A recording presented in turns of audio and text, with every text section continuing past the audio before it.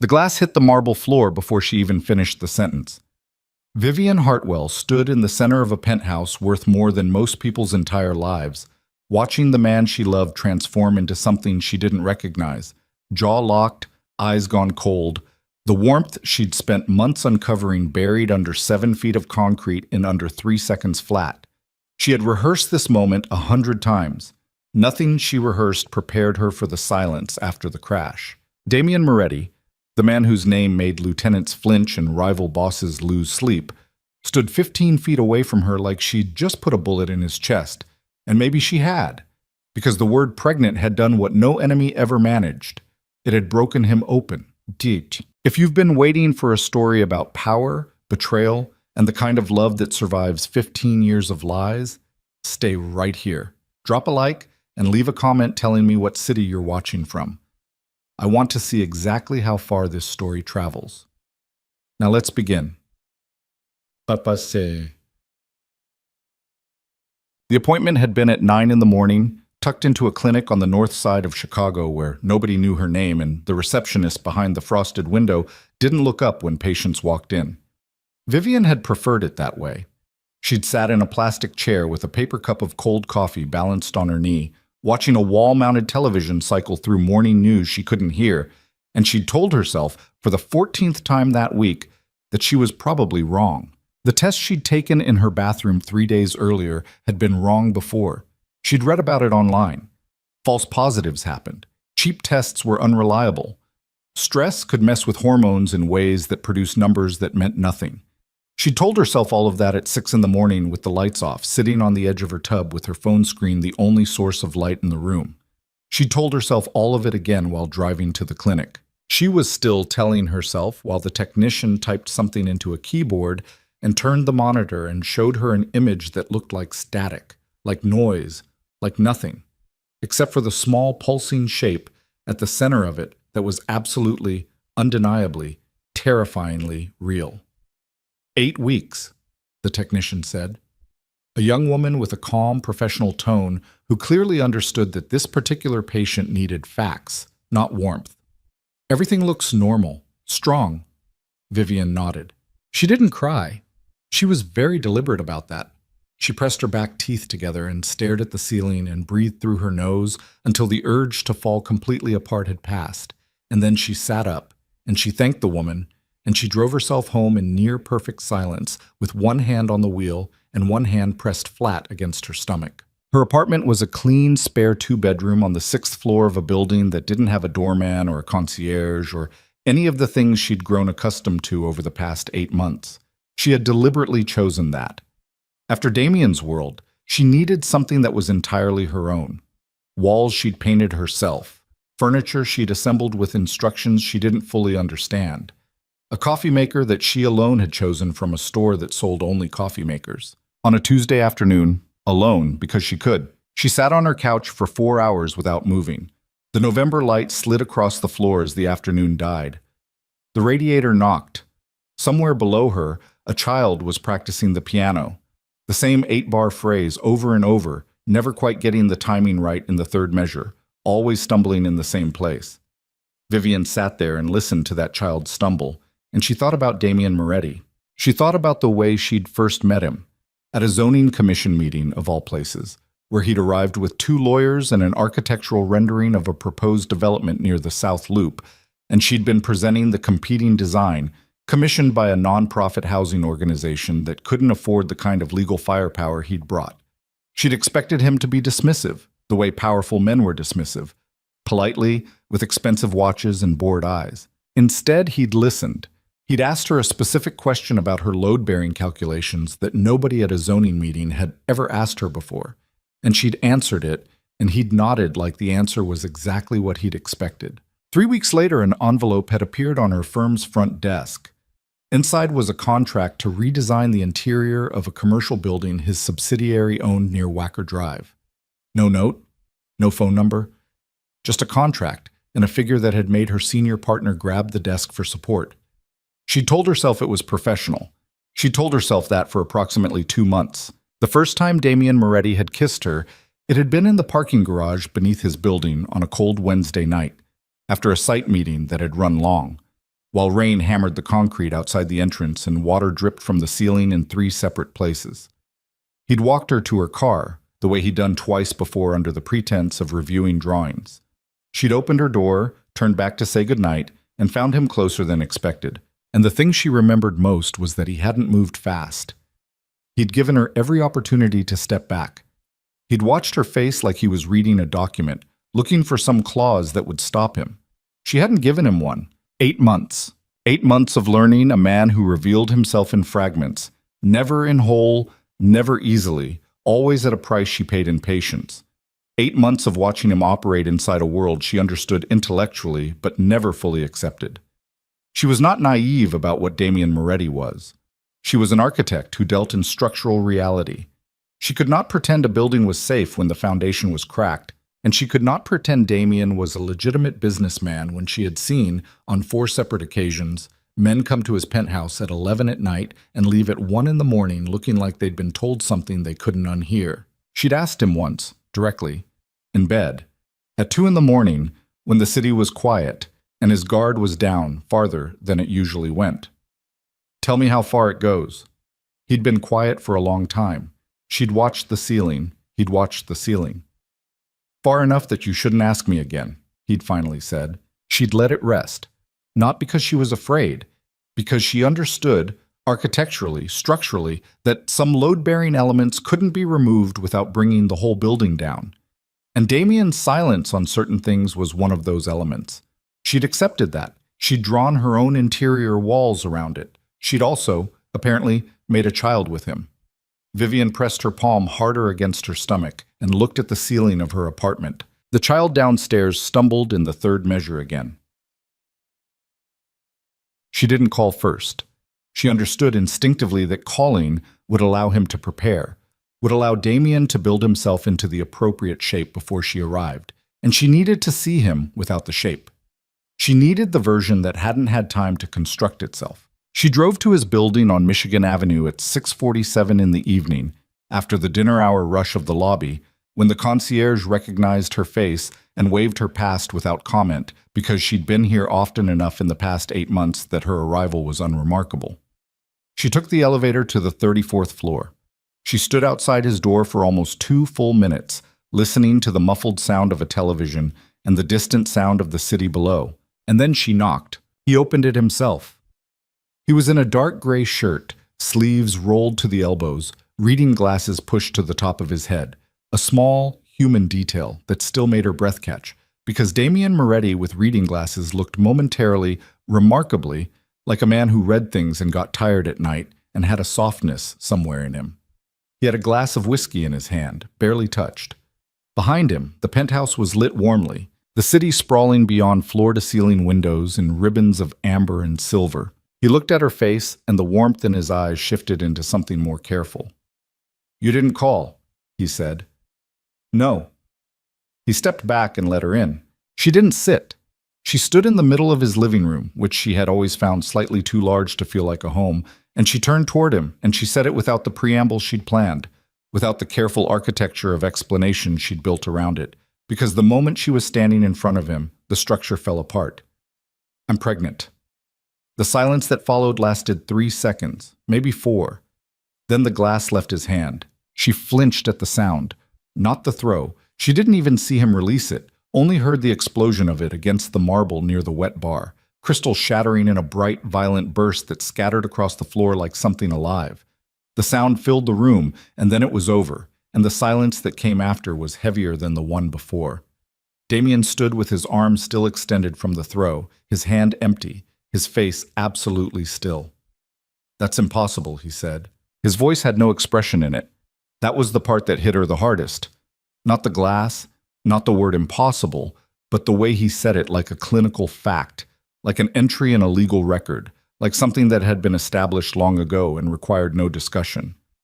Vivian's chest was tight. She kept her voice steady because she had promised herself she would. "It's real. I had an ultrasound this morning. 8 weeks. You heard what I said." "I heard you." She didn't move. "I'm telling you what the doctor showed me." Damien turned away from her. He walked toward the windows, and she watched his reflection materialize in the glass, the city behind him, the fractured mess of the broken crystal on the floor behind her. He stood with his back to her for a long moment, one hand pressed against the window frame, and she watched his shoulder blades move under the fabric of his shirt as he breathed. "I was told," he said quietly, to the glass, to the city, to nowhere in particular, that this wasn't possible for me. I was told that 15 years ago by a physician whose work I had no reason to question. That diagnosis is a documented medical fact. Diagnoses can be wrong. Not this one. Damien, it was not a general assessment. It was not one doctor's opinion. He turned back to her now, and his face was composed in a way that she recognized as dangerous. Not the kind of dangerous that came before violence, but the kind that came before a complete architectural shutdown of feeling. It was extensively documented.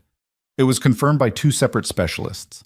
Then one of them was wrong, or the test was wrong, or something changed. I don't know the medicine, Damien. What I know is what that ultrasound showed me this morning, and did anyone else have access to you? The words were flat, stripped of tone, which made them worse. Anyone else before me that fault? Don't. Her voice went cold. She felt the cold move through her like water. Don't say the rest of that sentence. He held her gaze. She saw something working behind his eyes. Not cruelty. She didn't think it was cruelty. She thought it was a kind of desperate arithmetic. A man running numbers that refused to balance. A man who'd been told a fundamental truth about himself so many years ago that to dismantle it now was to dismantle a structural wall that held the rest of the building upright. She understood buildings. She understood what happened when you pulled a structural wall. She understood, looking at him, that he was not rejecting her. He was rejecting the possibility that his foundation had been laid wrong. It didn't make it hurt any less. "I need you to leave," he said. "Damien, please." The word came out rougher than the rest. Something cracked in it, very slightly, like a fault line. I need a moment to think." "I've been thinking for 3 days," she said, alone. He looked at her. She saw the fault line again, wider for a second, the real man right underneath the stone, the man who wore reading glasses and asked smart questions at zoning meetings. Then the stone closed. "Please leave," he said again. She left. She did not cry in the elevator. She cried in her car, parked in his garage, for exactly 6 minutes, timed because she watched the clock on her dashboard, because she needed to know there was a finite amount of time she was allowed to fall apart. Then she drove home. The call that came at 11 that night was from a number she didn't recognize. She almost didn't answer it. When she did, the voice on the other end was unfamiliar. A woman, older, professional cadence. "Ms. Hartwell, my name is Catherine Voss. I'm calling on behalf of Dr. Nathaniel Rourke's office. I was informed that you may have been in contact recently with... How did you get this number?" A pause. "I apologize for the hour. I was asked to reach out. There may be some records you should be aware of, relating to a prior medical history. It would be helpful if we could speak in person." Vivian sat up in bed. The room was dark. The city threw pale light through her curtains. "Whose records?" she said carefully. Another pause. "Mr. Moretti's," the woman said. Vivian's hand tightened around her phone. "Who gave you my number?" "I'm afraid I can't say. I understand this seems unusual. If you'd prefer, I can send documentation to an address you specify. But the information is time-sensitive, and I believe it's relevant to the conversation you had this evening." The conversation she'd had this evening. This woman knew what had happened in that penthouse tonight, which meant either Damien had made a call, which Vivian didn't believe, or someone else in that building had ears in places they shouldn't. Neither option was comfortable. "Send it to my firm," Vivian said. "The address is public record." She ended the call. She lay back in her dark bedroom and stared at the ceiling and thought about the word Damien had used. Impossible. The way he'd said it. The way it had come out not as anger but as certainty. The certainty of a man who'd been sitting with a piece of information for 15 years, who'd made his peace with it, who'd built an entire internal architecture around it the way she built buildings, load by load, wall by wall, until the structure was so established you couldn't imagine what had stood in its place before. Someone had told him he couldn't have children. 2 specialists. Documented. Confirmed. She was 8 weeks pregnant with his child. One of those facts was wrong. And whoever had called her at 11 at night from an unknown number with the voice of someone delivering information they'd been waiting to deliver, knew something about which one. But Damien did not sleep. He sat in his darkened living room for a long time after she left. The broken crystal still scattered across the marble, the city beyond the glass going through its indifferent cycles. Traffic thinning, lights shifting, the distant noise of a world that continued functioning regardless of what fell apart inside this room. He was 51 years old. He had built an empire on the ability to read situations accurately, to identify the variable that everyone else was missing, to walk into a room and understand in 30 seconds which person was lying, which alliance was cracking, which handshake carried the weight of a genuine agreement, and which was theater. He had been wrong about nothing consequential in 25 years.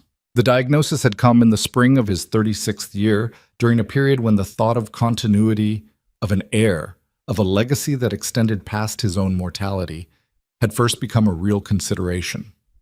He'd been seeing a woman named Laura, serious enough that the question of a future had genuinely appeared on the horizon, and he'd made an appointment, almost clinically, the way he handled all things that required concrete answers, because he wanted to know what he was working with. Dr. Nathaniel Rourke had been his physician for 4 years by that point.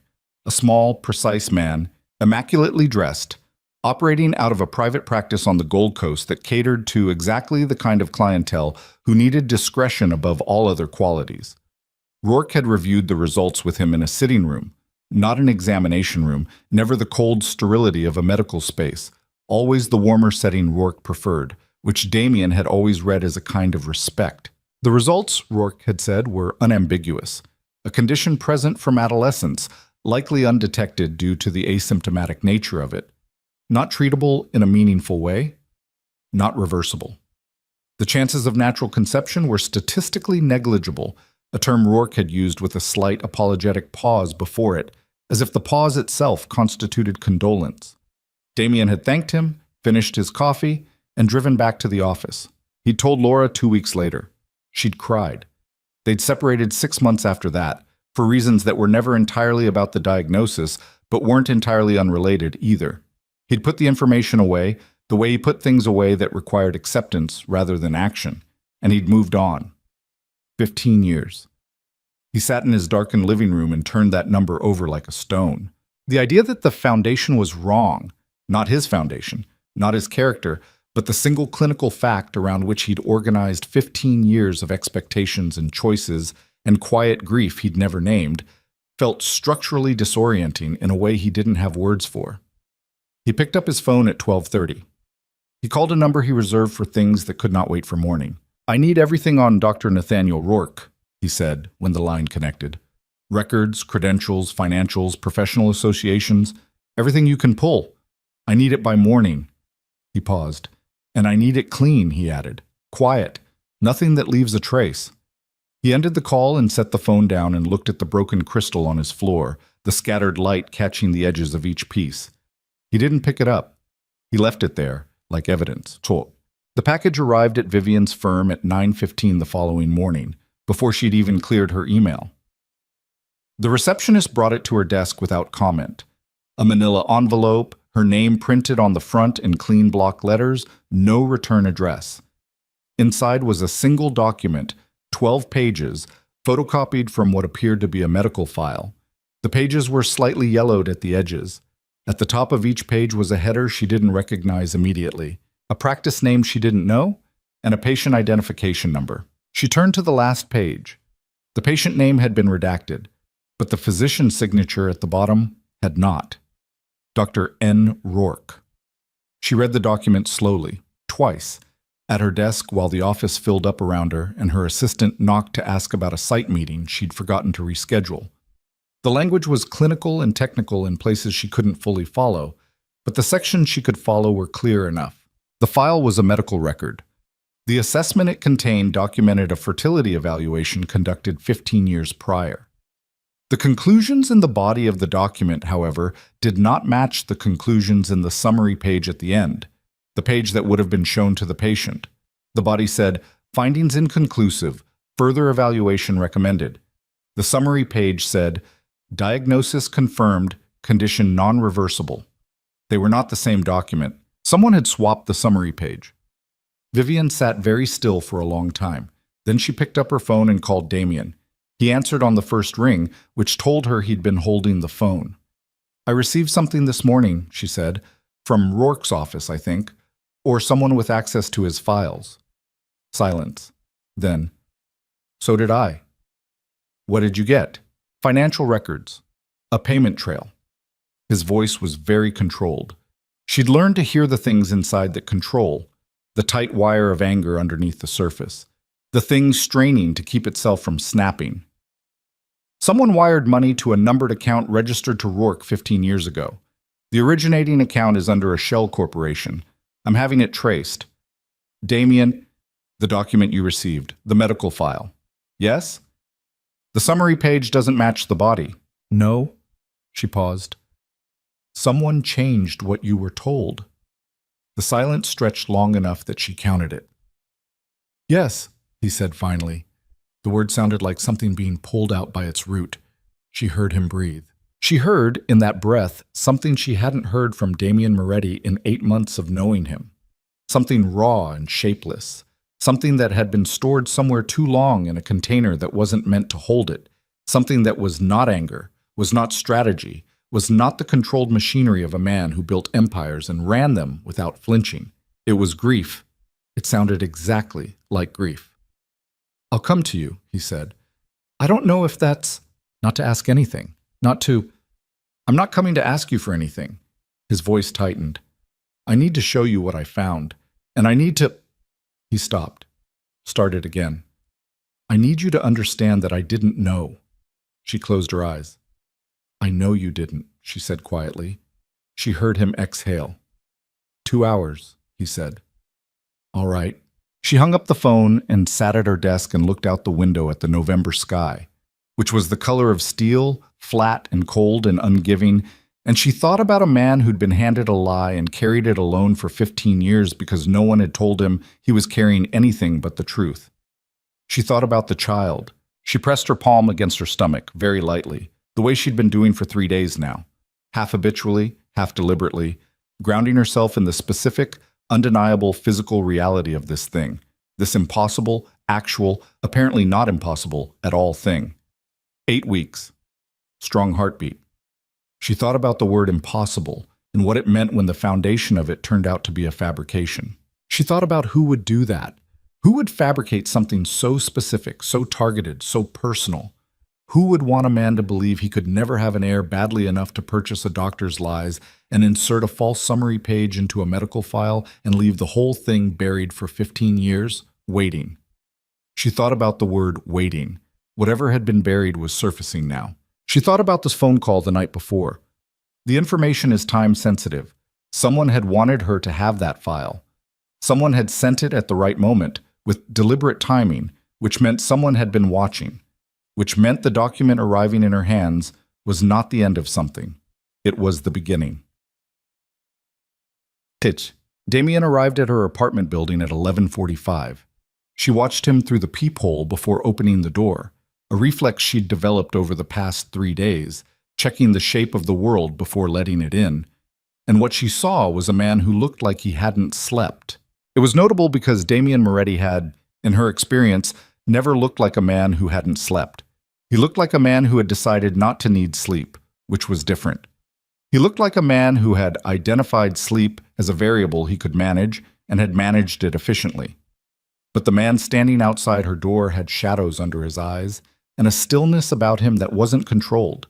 It was exhausted, which was entirely different and entirely more human. She opened the door. He came in without touching her, which she noted. He sat down at her kitchen table, which she also noted. Not the living room, not the couch, the kitchen, where the light was practical and the seating was functional and there was nowhere to perform anything. He set a folder on the table. "Sit down," he said. Not a command. A request. She sat. He opened the folder. For the next 40 minutes, he walked her through it. The payment trail, the shell corporation, the cascade of financial records that his investigators had pulled overnight and that he'd been reading since 4 in the morning. The numbers were clean and damning. 3 separate wire transfers, all originating from the same holding company, all routed to the same account, all dated within a 40-day window 15 years ago. The holding company was a subsidiary. The subsidiary traced back to a man named Vincent Moretti, Damien's uncle. Vivian watched Damien's face while he said the name. She watched the particular quality of stillness that came over him, the kind that wasn't peace, but was the thing you constructed very carefully in the absence of peace, when the alternative was coming apart in someone else's kitchen. "Your uncle," she said. "My father's brother." He kept his eyes on the documents. "He managed significant parts of the family's interests during the period when my father was transitioning power. He had standing and influence that he considered essential to the operation of the enterprise." A pause. "He considered an heir, a direct heir, a biological one, a threat to that standing, because a real heir would eventually consolidate power away from him." "Yes." Vivian looked at the documents, the dates, the dollar amounts, the names. "He bought 15 years, she said. Damien didn't answer immediately. "He bought 15 years, she said again, quietly, not as a question this time.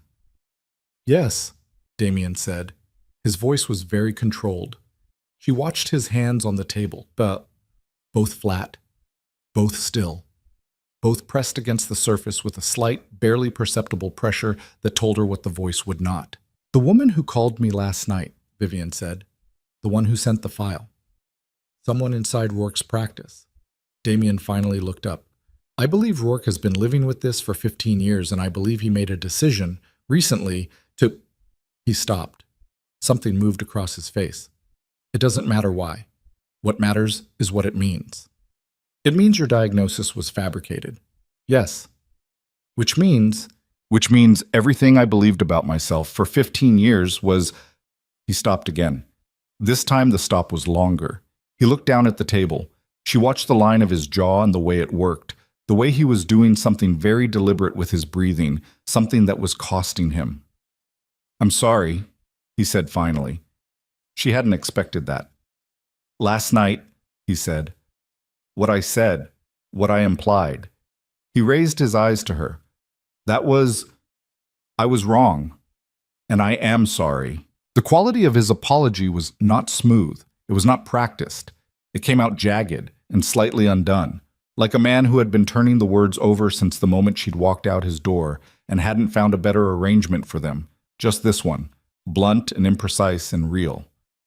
She felt the tightness in her chest ease, very slightly. "You had 15 years of certainty on the other side of it," she said. "That's not an excuse." "No," she agreed, "but it's a context." He looked at her. For a moment, just a moment, the architecture fell away. Not his architecture, not the controlled surface and the managed expressions, but the architecture between them, the careful positioning they'd both been doing since last night, the distance maintained for self-protection, and the geometry of two people who'd been hurt and were circling the wound. It fell away, briefly, and what was underneath it was the thing she'd been looking at for 8 months, the man with the reading glasses, who asked smart questions, who'd stood very still outside her car door on a cold Wednesday night and given her every chance to step back. She hadn't stepped back then. She wasn't sure what to do now. "There's more," he said. He tapped the folder. "The Shell Corporation, the subsidiary that processed the payments. It's dormant. But the holding structure it's nested in is not." He looked at her steadily. "Vincent is still active, quietly, peripherally. But he has people who are loyal to him in positions I didn't fully account for because I believed he'd accepted a reduced role." His voice went very flat. "I was wrong about that as well." Vivian understood immediately what he was saying. "He's going to find out, you know," she said. "He may already." "The phone call last night." "Yes. If Rourke moved, Vincent will know Rourke moved, which means Vincent knows the file is out." He paused. "Which means he knows I know." Vivian looked at him. "And what does that mean for us?" she asked. He held her gaze, and his answer was very deliberate and very quiet, and it landed in the room like a stone dropped in still water. "It means," he said, "that this is not over." Outside her window, Chicago was wrapped in November gray. Low clouds sitting on top of the skyline like a lid, the city below going about its business. Traffic noise, a siren somewhere distant, the specific indifferent energy of a city that did not pause for anyone's private reckoning. Vivian sat at her kitchen table across from a man who had just discovered that the foundational lie of his adult life had been purchased by someone sitting inside his own family, and she thought about the child inside her, 8 weeks old and already the center of a war that had started 15 years before either of them had any idea it was coming.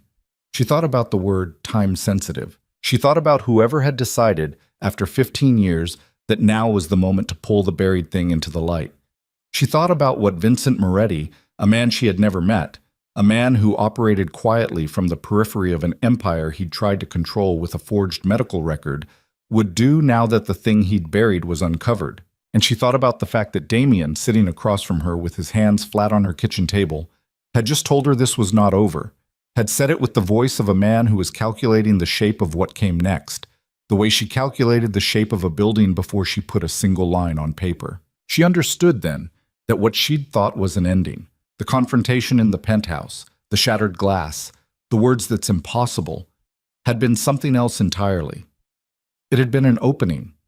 And somewhere in this city, on the periphery of an empire built on 15 years of stolen certainty, a man named Vincent Moretti was opening something too.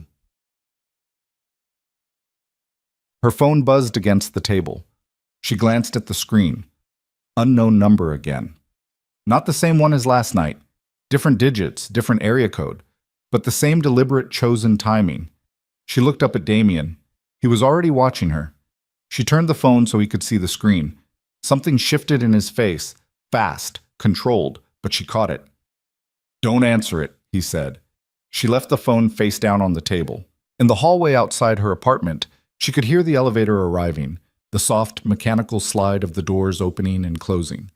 Normal building sounds, normal city sounds, nothing from the outside to indicate that anything was wrong. Damien reached across the table and closed the folder. His hand was very steady. "We need to move," he said quietly. She looked at him. "Both of us," he said. "Now." Damien was already on his feet before she'd finished reading his face. He moved through her apartment with the particular efficiency of a man who had assessed the dimensions of a space the moment he walked into it. Not consciously, not as an exercise, but the way breathing was not an exercise. The way it simply happened because it had been happening long enough to become involuntary. He crossed to her window and stood to the side of it, not in front of it, and looked down at the street below with his back angled against the wall. Vivian watched him do all of this from the kitchen table. "You're scaring me," she said. "Good," he said. "You should be a little scared." "That is not reassuring." "It's not meant to be." He turned from the window. "How long would it take you to pack what you need for a week?" "I'm not—" "Damien, I have a job. I have a site meeting Thursday. I have a—" "How long?" She looked at him. At the stillness in him, which was not calm. She'd learned the difference over 8 months, had catalogued the specific quality of Damien's stillness when it was genuine versus when it was the lid on something else. This was the lid. 20 minutes, she said. 15. She stood up. She didn't ask more questions because she understood, architecturally, that there were moments when the structure of a situation was better grasped through movement than through interrogation. She went to her bedroom and pulled a bag from the top shelf of her closet, and she packed the way she packed for work trips. Efficiently, without sentiment, only what was functional. She heard him on the phone in the kitchen, voice low, clipped syllables she couldn't fully make out, and she focused on her own hands, on the specific tactile reality of folding a sweater and placing it in a bag, on the ordinary physical weight of practical objects. Her hands were not entirely steady. She noted that. She didn't try to fix it. She was back in the kitchen in 12 minutes. He was off the phone. He looked at the bag, then at her. "Car's downstairs," he said. "Your car?" "A car." He picked up the folder from the table. "Not mine." She didn't ask whose. The car was a black SUV with tinted windows and a driver she didn't recognize. A compact, quiet man in his 50s who acknowledged Damien with a nod and pulled into traffic without being told a destination. Vivian sat in the back seat beside Damien with her bag between her feet and watched the city move past the window and tried to locate herself in the situation she was currently inside. She was pregnant. 8 weeks. She had a site meeting Thursday. She was in a car with a man who believed his uncle had purchased a doctor's lie 15 years ago and was now, apparently, a variable that required defensive repositioning. She pressed her knees together and breathed. "Where are we going?" she said. "A property on the North Shore. It's not connected to me directly." "How not directly?" 3 levels of separation. He glanced at her. "It's clean, Vivian. I'm not asking because I doubt your operational competence. I'm asking because I'm trying to understand the magnitude of what you think is happening." He was quiet for a moment. "Vincent has people," he said carefully. "I've always known he had people, in the way you know a building has a subsurface condition you've documented and filed and moved on from.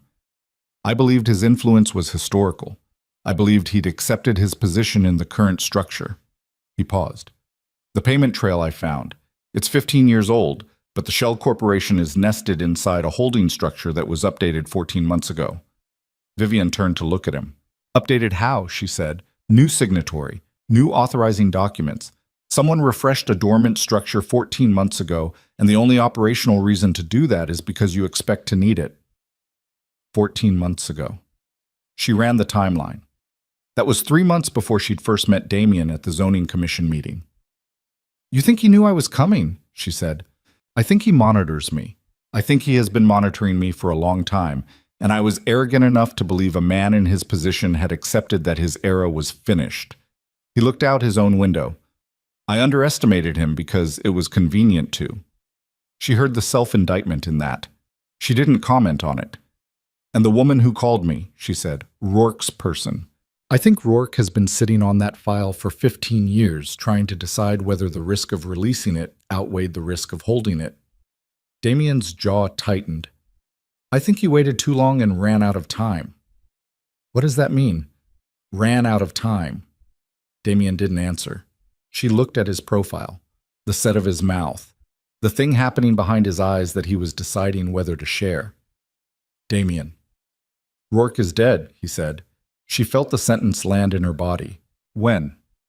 "They found him this morning. His office called to cancel his patient appointments." He glanced at her. "The police are treating it as a cardiac event." "Is it?" "A man who decided to expose a 15-year conspiracy doesn't die of a cardiac event the same morning the file reaches its intended recipient." His voice was very flat. "No, it's not." The SUV moved through traffic, and the city outside the window went about its Tuesday morning. Delivery trucks, pedestrians, a school bus stopped at a light with its hazards blinking. And Vivian sat in the back seat and understood that the folder on Damien's lap represented a dead man's last act, and that the phone call she'd received last night had been made by someone who had already understood the risk involved in making it. She thought about the woman's voice, professional cadence, slightly too careful. She hadn't sounded frightened. She'd sounded like someone delivering something they'd been holding for a long time and had finally decided they could no longer keep. "The woman who called me," Vivian said, "she's not safe." "No. We need to—" "I have people looking." He said it in a way that closed the subject without dismissing it, efficiently, the way he closed things when the action was already in motion and discussion of it served no purpose. "Right now, I need you somewhere that isn't your apartment or your firm." She nodded. She looked out the window. She thought about Thursday's site meeting and understood that Thursday's site meeting was not going to happen. The property on the North Shore was a house, not a safe house. Or rather, it was a safe house that had been built to look indistinguishable from the kind of house that belonged to someone wealthy and boring and entirely unremarkable. It sat behind a mature hedgerow off a residential street in Wilmette, 2 stories, neutral paint, a 2-car garage, and a kitchen that smelled like nobody had cooked in it in 6 months. Damien's man, the quiet driver, did a walkthrough of the ground floor while they stood in the kitchen, and then came back and said something to Damien in a low voice that Vivian didn't catch, and Damien nodded, and the man left through the garage. They were alone. Vivian set her bag on the kitchen counter and looked around the room. Clean counters, a coffee maker, a window over the sink looking out at a fenced backyard where a birch tree had dropped most of its leaves onto the dead November grass. "There's food in the pantry," Damien said. "I don't want food." "You should eat." "Damien." She turned to look at him. "I am 8 weeks pregnant, and I am standing in a house I've never been in because a man I've never met may have had a doctor killed, And I would like 5 minutes where we are not operationally focused, please." He stopped. He looked at her. Something shifted in him. She saw it move through him the way a current moved through water, visible in the surface tension rather than the depth. He crossed the kitchen and he did something she had not expected, which was that he sat down on the floor. Not in a chair. On the floor, his back against the cabinet below the sink, his legs out in front of him, and he pressed the heels of his hands against his eyes, like a man who had been holding something at a precise measured distance for the past several hours and had finally allowed it to move closer. She looked down at him. Then she sat on the floor beside him. They sat like that for a while, backs against the cabinet, shoulders almost touching, in a kitchen that smelled like nobody lived there, in a city that was quietly rearranging its dangers around them. "Tell me what you're not saying," she said. He dropped his hands from his face. "Vincent came to see me," he said, 8 months ago, shortly after the zoning meeting." She went very still. "He told me he was pleased I was keeping company with someone." Damien's voice was careful, controlled. Each word weighed before it landed. "He said it was good, that it suggested stability, that stability was good for the organization." A pause. "I thought he was offering approval. I thought he was being an old man who wanted to feel relevant. But," she said, "but he specifically mentioned that you were an architect, that you worked primarily on commercial projects, that your firm had no prior associations with any of my interests." He turned his head to look at her, and his expression was not easy to read, but she read it anyway. She read the layer of it that was self-directed, that was a man laying a very uncomfortable thing at his own feet. "He knew exactly who you were before I told him anything. He knew your background, your firm, your professional history." Vivian absorbed this. "He ran me," she said. "Yes, before we were anything. Within 2 weeks of the zoning meeting." She thought about what that meant. She thought about the specific architecture of it. A man monitoring his nephew closely enough that a single appearance at a public meeting triggered a background investigation on the other participant. A man who refreshed a dormant shell corporation 14 months ago, 3 months before that meeting. A man who was apparently several steps ahead of a timeline that Vivian had believed was entirely personal, entirely accidental. "He wasn't approving," she said. "No." "He was assessing." "Yes." Damien's voice was very quiet. "I think he was assessing whether you were a problem." "And what conclusion did he reach?" Damien didn't answer immediately. "I think," he said, "that the problem he feared was not you specifically. The problem he feared was what you might produce." He looked back at the middle distance, at the opposite cabinet, at nothing in particular. "And now that problem is 8 weeks old and has a heartbeat, and the file he buried 15 years ago is in the hands of the one person who had the most reason to look at it." Vivian put her hand on her stomach. She did it without thinking, the same way she'd been doing it for 3 days. That reflexive grounding gesture. Damien looked at her hand. He looked at it for a long time, and his face did something complicated and quiet that she didn't try to name. "I should have believed you," he said. "You're saying that a lot." "Because it's the most accurate thing I know how to say right now." She looked at him, at the exhaustion in his face that was not physical, or not only physical, at the specific quality of a man who had been operating on a false map for 15 years and had just been handed the correct one and was in the process of understanding what the discrepancy had cost him, all the terrain he'd navigated wrong, all the distances that had been longer or shorter than they should have been. She thought about the word impossible.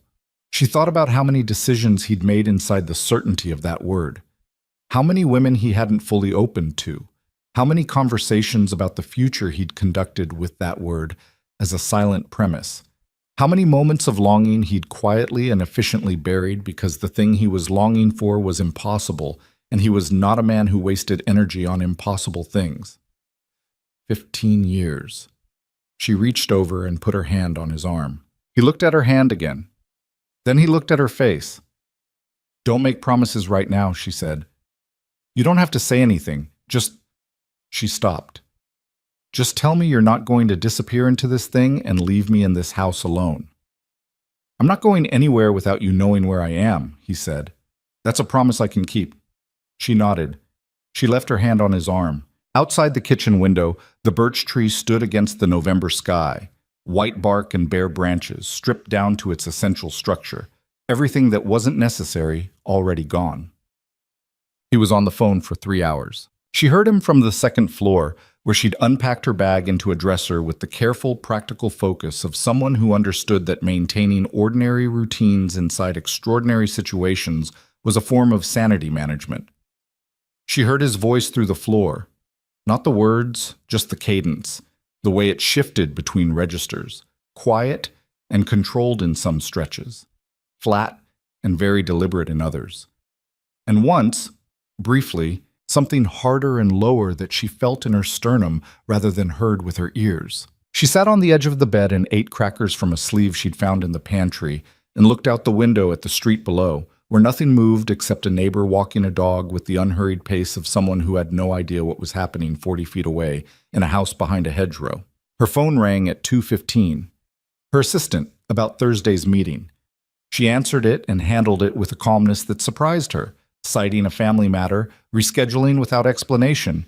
And when she hung up, she sat with the phone in her hand and understood that she was now making practical decisions inside a situation she had not chosen and could not fully see the edges of. She was also, still, 8 weeks pregnant. She thought about her mother, briefly. Her mother lived in Cincinnati and did not know about Damien and would have opinions about all of this that Vivian was not prepared to receive. She put the phone face down on the bedspread. Damien appeared in the doorway at 2:40. He looked like the 3 hours had cost him something. He leaned against the doorframe and she looked at him and waited. "Marcus Hale," he said. She didn't recognize the name. "Vincent's man," he said. "His primary operative for the past 11 years. Marcus has been running logistics inside my operation in a capacity I approved because I believed he was useful and I believed his loyalty was to the current structure." His voice was very even. "I was wrong. He's been reporting to Vincent for at least 3 years, possibly longer." Damien moved into the room and sat in the chair by the window, not on the bed. A deliberate choice of positioning that she read as him needing the separation, the physical right-angle distance, to say what he was about to say without the proximity making it harder. "Marcus knew about you before I told anyone, which means Vincent knew about you within days of the zoning meeting, not weeks, which means his timeline was faster than I understood. Does Marcus know where we are?" "No. The driver this morning is one of 3 people I trust completely. Marcus doesn't have access to this property." He paused. "But Marcus knows that I know about the payments to Rourke, because I pulled those records through a channel that Marcus has visibility into." She understood. "He knows you found it," she said. "Yes." "Which means Vincent knows." "Yes." "How long ago?" "This morning. Probably within an hour of when I started pulling records." He looked at her steadily. "Which means this morning's conversation in your kitchen happened after Vincent already knew I was looking." Vivian was quiet for a moment. "The second phone call," she said. "The one this morning, just before we left." "Yes." "That was Vincent." "I believe so. Or Marcus acting on his behalf." Damien leaned forward, elbows on knees. "I think the call was not a threat. I think it was a test. He wanted to know if you'd pick up. He wanted to know if I was with you." "What does my picking up or not picking up tell him?" "Whether I've been contained." His voice was flat. "Whether I'm operating on information or emotion." A man operating on emotion picks up an unknown call. A man operating on information lets it go. And I let it go, because I told you to. He held her gaze. He'll read that as me being present, controlled, and in possession of more than he wanted me to have. Vivian pressed her fingers against her forehead. The headache that had been sitting at the base of her skull since that morning had moved forward and was now behind her eyes, the specific weight of too much information metabolized too quickly. "So he knows you know," she said. "He knows you have the file. He knows Rourke is dead, which... Did he? Almost certainly. And he knows we're together." "Yes." "What does he want?" she said. "What is the actual goal here? Does he want you not to have an heir? Or does he want... He wants the empire," Damien said simply. He always wanted the empire. The heir was the mechanism, not the objective. An heir consolidates the succession in a direction that excludes him permanently. That's what he was preventing. He paused. but we're past the point where prevention is available to him. The way he said we're registered in her chest. She looked at him. Damien, she said, what are you going to do? He was quiet for a long moment. I'm going to dismantle every structure he built inside mine, Tess, he said. I'm going to trace every connection, every contact, every funded interest he has inside my operation, and I'm going to remove them. He said it the way she described demolition to clients, not with appetite, not with aggression, but with the specific precision of someone who understood structural systems and what happened to a building when you removed its hidden load-bearing elements one by one. And then I'm going to sit across from him, and I'm going to have a conversation that ends in one of two ways. Which two ways? She said. He looked at her. The first way, he said, is that he accepts what's happened and steps entirely back. She waited. And the second, she said. He didn't answer. She understood then that he wasn't withholding the answer to protect her from it. He was withholding it because saying it aloud, in this room, in front of her, would make it a declaration rather than a contingency. And a declaration, unlike a contingency, was a point of no return. She looked at him and understood that they were already past the point of no return. They had been past it since she'd said the word pregnant in a penthouse 34 floors above the city. They had been past it since a man named Vincent Moretti had paid for a doctor's lie 15 years ago and buried it under a shell corporation and refreshed the paperwork 14 months ago like someone maintaining a weapon they expected to need. They had been past it since Rourke had finally, after 15 years of carrying it, decided he couldn't carry it anymore, and paid for that decision with his life before breakfast. She looked at Damien Moretti sitting in a chair by a window in a house that wasn't connected to him directly, with 3 levels of separation between this room and his name, and she understood something she hadn't fully understood before. He wasn't going to walk away from this, not from the fight, and not from her. Both of those things were now the same thing. Her phone buzzed on the bedspread beside her. She looked at the screen. It was a text message from a number she didn't recognize. 7 words, no context, no signature. She talked. They have your firm's address. Damien was across the room and reading the screen before she'd finished processing it. His face went very still. She watched him read it twice. The woman, Vivian said, from Rourke's office. They found her, he said. Not. They got to her. Not. She's been compromised. He said they found her in the past tense, flat and final, and she heard everything that was inside those 3 words that he was choosing not to say out loud. Her throat tightened. My firm, she said. My people are there, Damien. My assistant is... I know. He was already on his phone, already moving toward the door. Stay here.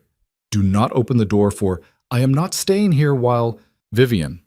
He stopped in the doorway and turned back, and the look on his face was not commanding. It was not the Mafia boss look, not the look that made lieutenants flinch. It was something more exposed than that, something that had his own fear visible in it for the first time since she'd known him. Please. She stopped. He held her gaze for 2 seconds. Then he was gone, phone to his ear, voice already low and rapid in the hallway, and she was alone in the room with a text message on her phone and a headache behind her eyes and a child inside her that had started all of this, or had been the reason all of this had finally broken the surface after 15 years of pressure building beneath it. She looked at the window. The street outside was quiet. The neighbor and the dog were gone. Somewhere across the city, someone was standing outside the door of her firm with information they'd gotten from a woman who was very probably no longer... The sentence never finished. Vivian sat on the edge of the bed in the house behind the hedgerow and stared at the doorway Damien had just moved through and understood, in the particular way that architects understood incomplete structures, that the thing she was sitting inside right now had no roof yet. She could hear him in the hallway. His voice was low and had gone to a register she hadn't heard before. Not the careful control of a man managing a difficult conversation, but the flat, stripped efficiency of a man issuing instructions that would result in actions she would never fully see or know about. She heard her firm's address. She heard 2 names she didn't recognize. She heard the word now twice, both times with a weight that meant it was not a request. Then silence. Then his footsteps back to the doorway. Your assistant, he said. Elena. Yes? She's not at the office. She texted you this morning that she was working from home. Vivian pulled up her messages. There it was. Elena's text at 8:47, sent before Vivian had even gotten to the office herself, before the envelope had arrived, before any of it. She works from home on Tuesdays sometimes, Vivian said. She's safe. The two people in the office this morning were your project coordinator and a drafting intern. I have someone moving them out of the building right now.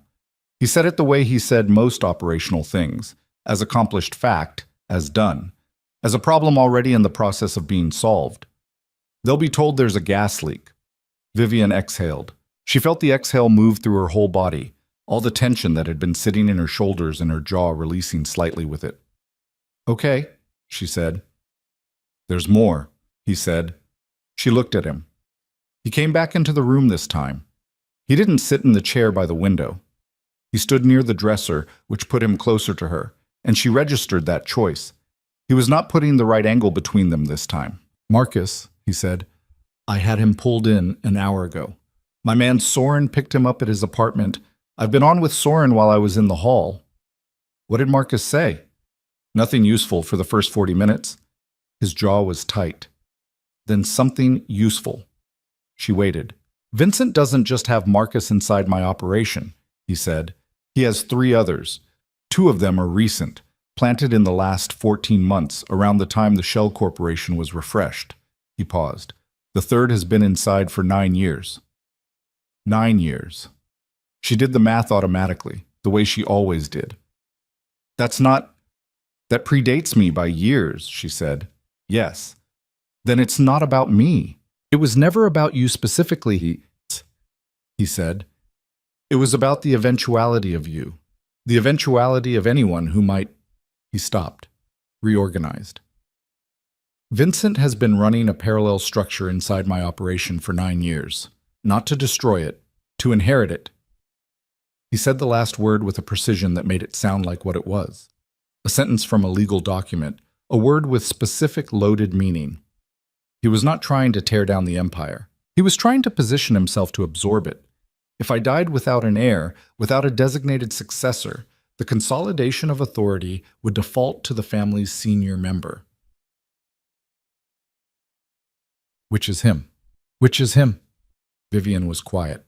She thought about the shape of it, the 9-year patience of it, the infrastructure building of it, the way a man could spend nearly a decade laying quiet groundwork inside a structure he intended to eventually control. She thought about the architectural analogy almost reflexively. It was like building a second load-bearing system inside an existing building, hidden inside the walls, so that when the original structure was removed or failed, the building didn't fall. It simply transferred its weight to the system that had been waiting inside it all along. He's been inside your walls for 9 years, she said. Damien looked at her. Yes, he said, and you didn't know. The words landed. She didn't say them as accusation. She said them as structural assessment, the way she would say to a client you didn't know the rebar was compromised. But she saw them land in him anyway, saw the slight tightening around his eyes. No, he said. I didn't know. Because you trusted the diagnosis. He was very still. Because I trusted the diagnosis, he said. Because a man who believed he would never have an heir had less reason to be vigilant about the specific threat of succession interference. His voice was controlled, but she heard the thing underneath it, the specific self-directed anger of someone who had just identified the exact mechanism by which they'd been made vulnerable. The lie made me complacent about the thing the lie was designed to protect. She understood it completely. It was elegant in the way terrible things were sometimes elegant. The architecture of the deception was structurally sound. Give a man a false certainty, and he will stop guarding the door that certainty protects. Marcus, she said. What did he tell you about the 3rd one? The one who's been there 9 years. Damien's face changed. It was subtle. She almost missed it. A slight tightening, a shift in the quality of his stillness. Damien, he looked at her directly. Soren, he said. She heard the name and did not immediately understand. And then she understood. Soren has been Vincent's man for 9 years. His voice was absolutely flat. The man I sent to pick up Marcus this morning. The man who drove us here this morning. The man I told you was one of 3 people I trust completely. The room was very quiet. Vivian felt the quiet the way you felt a structural failure. Not all at once, but in stages. The first crack, and then the understanding of what the crack meant, and then the sick, dropping certainty of what came next. "He knows where we are," she said. "Yes." "You told him." 3 levels of separation, you said. "You told him this was a clean property." "Yes." She stood up. Her legs were not entirely steady, and she was aware of that, and she stood anyway, because sitting felt wrong, felt like a position of passivity in a situation that had just fundamentally rearranged itself. "How long ago did Soren drop Marcus?" she said. 40 minutes. And Marcus told him nothing useful for 40 minutes. Correct. So 40 minutes ago, Soren was still with Marcus, and then Marcus started talking. Yes. And when Marcus started talking, Soren left, Damien said. Soren left Marcus and has not been reachable since. Vivian looked at the window, the quiet street, the bare birch tree. "He's telling Vincent right now," she said. "Yes. And Vincent knows where we are. He will within the hour, if he doesn't already." She looked at Damien. He was watching her with a focus that was not the kind she was used to, not the focus of a man reading a document or reading a room, but the focus of a man reading a person, reading her specifically, reading whether she was going to hold or fracture under the specific pressure of this moment. She breathed. "Then we can't stay here," she said. "No." "How long do we have?" "Long enough." He moved toward the door. "Get your bag." She already had it. Bad. They went out through the garage on foot, leaving through a gate in the back fence that opened onto a residential alley running parallel to the street. Damien had a phone to his ear before they'd cleared the gate. Different phone, she noticed. A second one she hadn't seen him produce before. A detail she filed without comment. He spoke in short phrases, received short answers, made a sound of acknowledgement, and pocketed it. 3 blocks north, he said. Gray Volvo. Keys under the driver's side mat. Whose car? Does it matter? She walked beside him through the alley, her bag across her body, and she focused on the sound of her own footsteps on the cold concrete and the specific bare tree quality of the November sky above the alley's fence lines. And she breathed steadily, and she did not allow herself to think beyond the next 3 blocks. The Volvo was where it was supposed to be. Unremarkable in the specific way of cars that had been chosen for their unremarkability. She got in the passenger side. Damien drove. He drove with one hand on the wheel and the other on his phone in his lap, checking it at stoplights with the quick, habitual efficiency of a man who understood that information moved faster than vehicles. "Where are we going?" she said. "I have an office downtown, not the main one. A secondary location, different entity, not connected to Moretti Holdings." He glanced at her. "Soren doesn't know it exists." "Who else knows it exists?" A pause. 2 people, he said. "One of whom is in it right now, waiting for us." "Who?" "His name is Carver. He's been with me for 22 years. He was my father's before he was mine." He glanced at her again, briefly. "He's the reason I'm not driving toward an ambush right now. He's the one who called me about Soren." Carver knew about Soren. Carver has known about Soren for 6 weeks. Vivian looked at him. 6 weeks, she said. "He was building a case. He wanted to understand the full scope before he brought it to me." Damien's voice was not angry. It was the voice of a man who had accepted a difficult thing because the alternative to accepting it was irrational. "He was right to wait. If he'd brought it to me at week 1, I would have moved on Soren immediately, and Marcus would have gone to ground, and we'd have lost the financial trail before we found it." She understood the logic. She understood it, and she also understood that Carver had been sitting on the knowledge that one of Damien's most trusted people was a plant, while Damien had been operating in the belief that his inner circle was intact. 6 weeks ago, she said carefully. "That was before you came to my apartment." He drove. "Yes," he said. "Carver knew 6 weeks ago that someone inside your operation had a connection to Vincent." "Yes. And during those 6 weeks you came to my apartment. You brought me the documents. You drove to Wilmette this morning in Soren's car." She kept her voice even. Everything that happened this morning, Carver knew was happening inside a compromised situation. He was watching Soren, monitoring the communication. He believed he had enough control over the information flow to manage the exposure. Damien's hands on the wheel were steady. He was managing it. Was he? She heard the edge in her own voice and didn't pull it back. Because we are currently in an unremarkable gray Volvo, running from a house that Soren walked us into this morning. Carver did not anticipate that Marcus would surface information on the same morning that Soren— Damien, she turned in her seat to face him. I understand that there is a logic to how this happened. I understand operational complexity and the management of cascading information, and I understand that you trust Carver for reasons that are 22 years old and presumably solid. She paused. But I need you to understand something in return.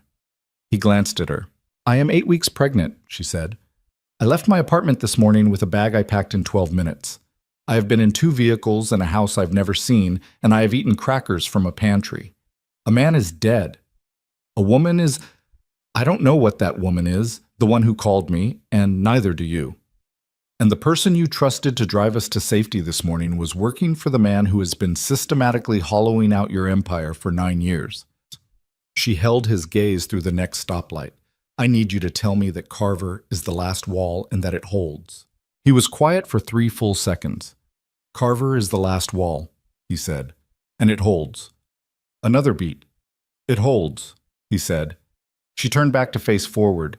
She pressed her palm against her stomach. She said nothing more for the rest of the drive. The secondary office was on the 14th floor of a building in the West Loop that had the look of a building where mid-sized accounting firms and healthcare consultancies operated without distinction. The lobby was beige and the elevator was slow, and the hallway on 14 smelled like carpet cleaner. Damien used a keycard at the third door on the left. Inside was Carver. He was older than she'd expected, late 60s, heavy-set, with a face that had the weathered, deliberate quality of someone who had spent decades making himself easy to underestimate. He was sitting at a table with a laptop and 2 phones and a cup of coffee that had gone cold. And he stood when they came in, and his eyes went to Vivian first, not to Damien. He assessed her in 2 seconds. She saw it happen. Then he looked at Damien. Soren made contact with Vincent at 11:14, he said. No greeting, no preamble. Vincent moved 2 people within 20 minutes. They went to the Wilmette property first. Damien nodded. I want everything Soren has touched in the last 6 weeks flagged, he said. Every contact, every property, every communication channel he had access to. Already running. Carver sat back down. He looked at Vivian again. Miss Hartwell, I apologize for the circumstances. Which circumstances specifically? She said. Something moved in Carver's face that might have been appreciation. Fair point. He looked at Damien. There's something else. Damien waited. Carver folded his hands on the table. It was a deliberate gesture, so she recognized it as the gesture of a man who was about to deliver something he'd been holding at arm's length and had now decided there was no longer any reason not to put it down. The Shell Corporation, Carver said. The one that processed the payments to Rourke. You traced it to Vincent's holding structure. Yes. I ran the signatory on the refreshed documents, the person who signed the updated authorization 14 months ago. Carver paused. The pause was specific, not the pause of a man searching for words, but the pause of a man giving the person across from him one last moment before the thing he was about to say could not be unsaid. It wasn't Vincent. Damien went very still. The signatory is a woman named Claire Moretti, Carver said. She used a secondary identity for the documentation, but the biometric verification on the notarized signature traces back to her legal name.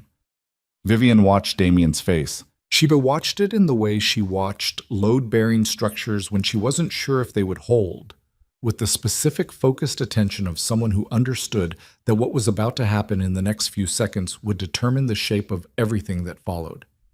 Damien said, very quietly, Claire's been dead for 11 years. No, Carver said. She hasn't. The room was very quiet. Vivian did not know who Claire was. She understood from the specific quality of Damien's stillness that this was not a gap she should try to fill right now. Explain that, Damien said. His voice had gone to a place she hadn't heard before. It had shed the control, shed the management, shed the entire constructed surface of it, and what was left underneath was something raw and very old. Explain what you just said. Claire Moretti is alive, Carver said. She has been living under a protected identity in Portland for 11 years. The identity was established and funded by Vincent through the same holding structure. He didn't just protect her, he built her a life. He paused. And 14 months ago, she used that life to sign the documents that refreshed the mechanism that was used to falsify your medical record. Damien sat down.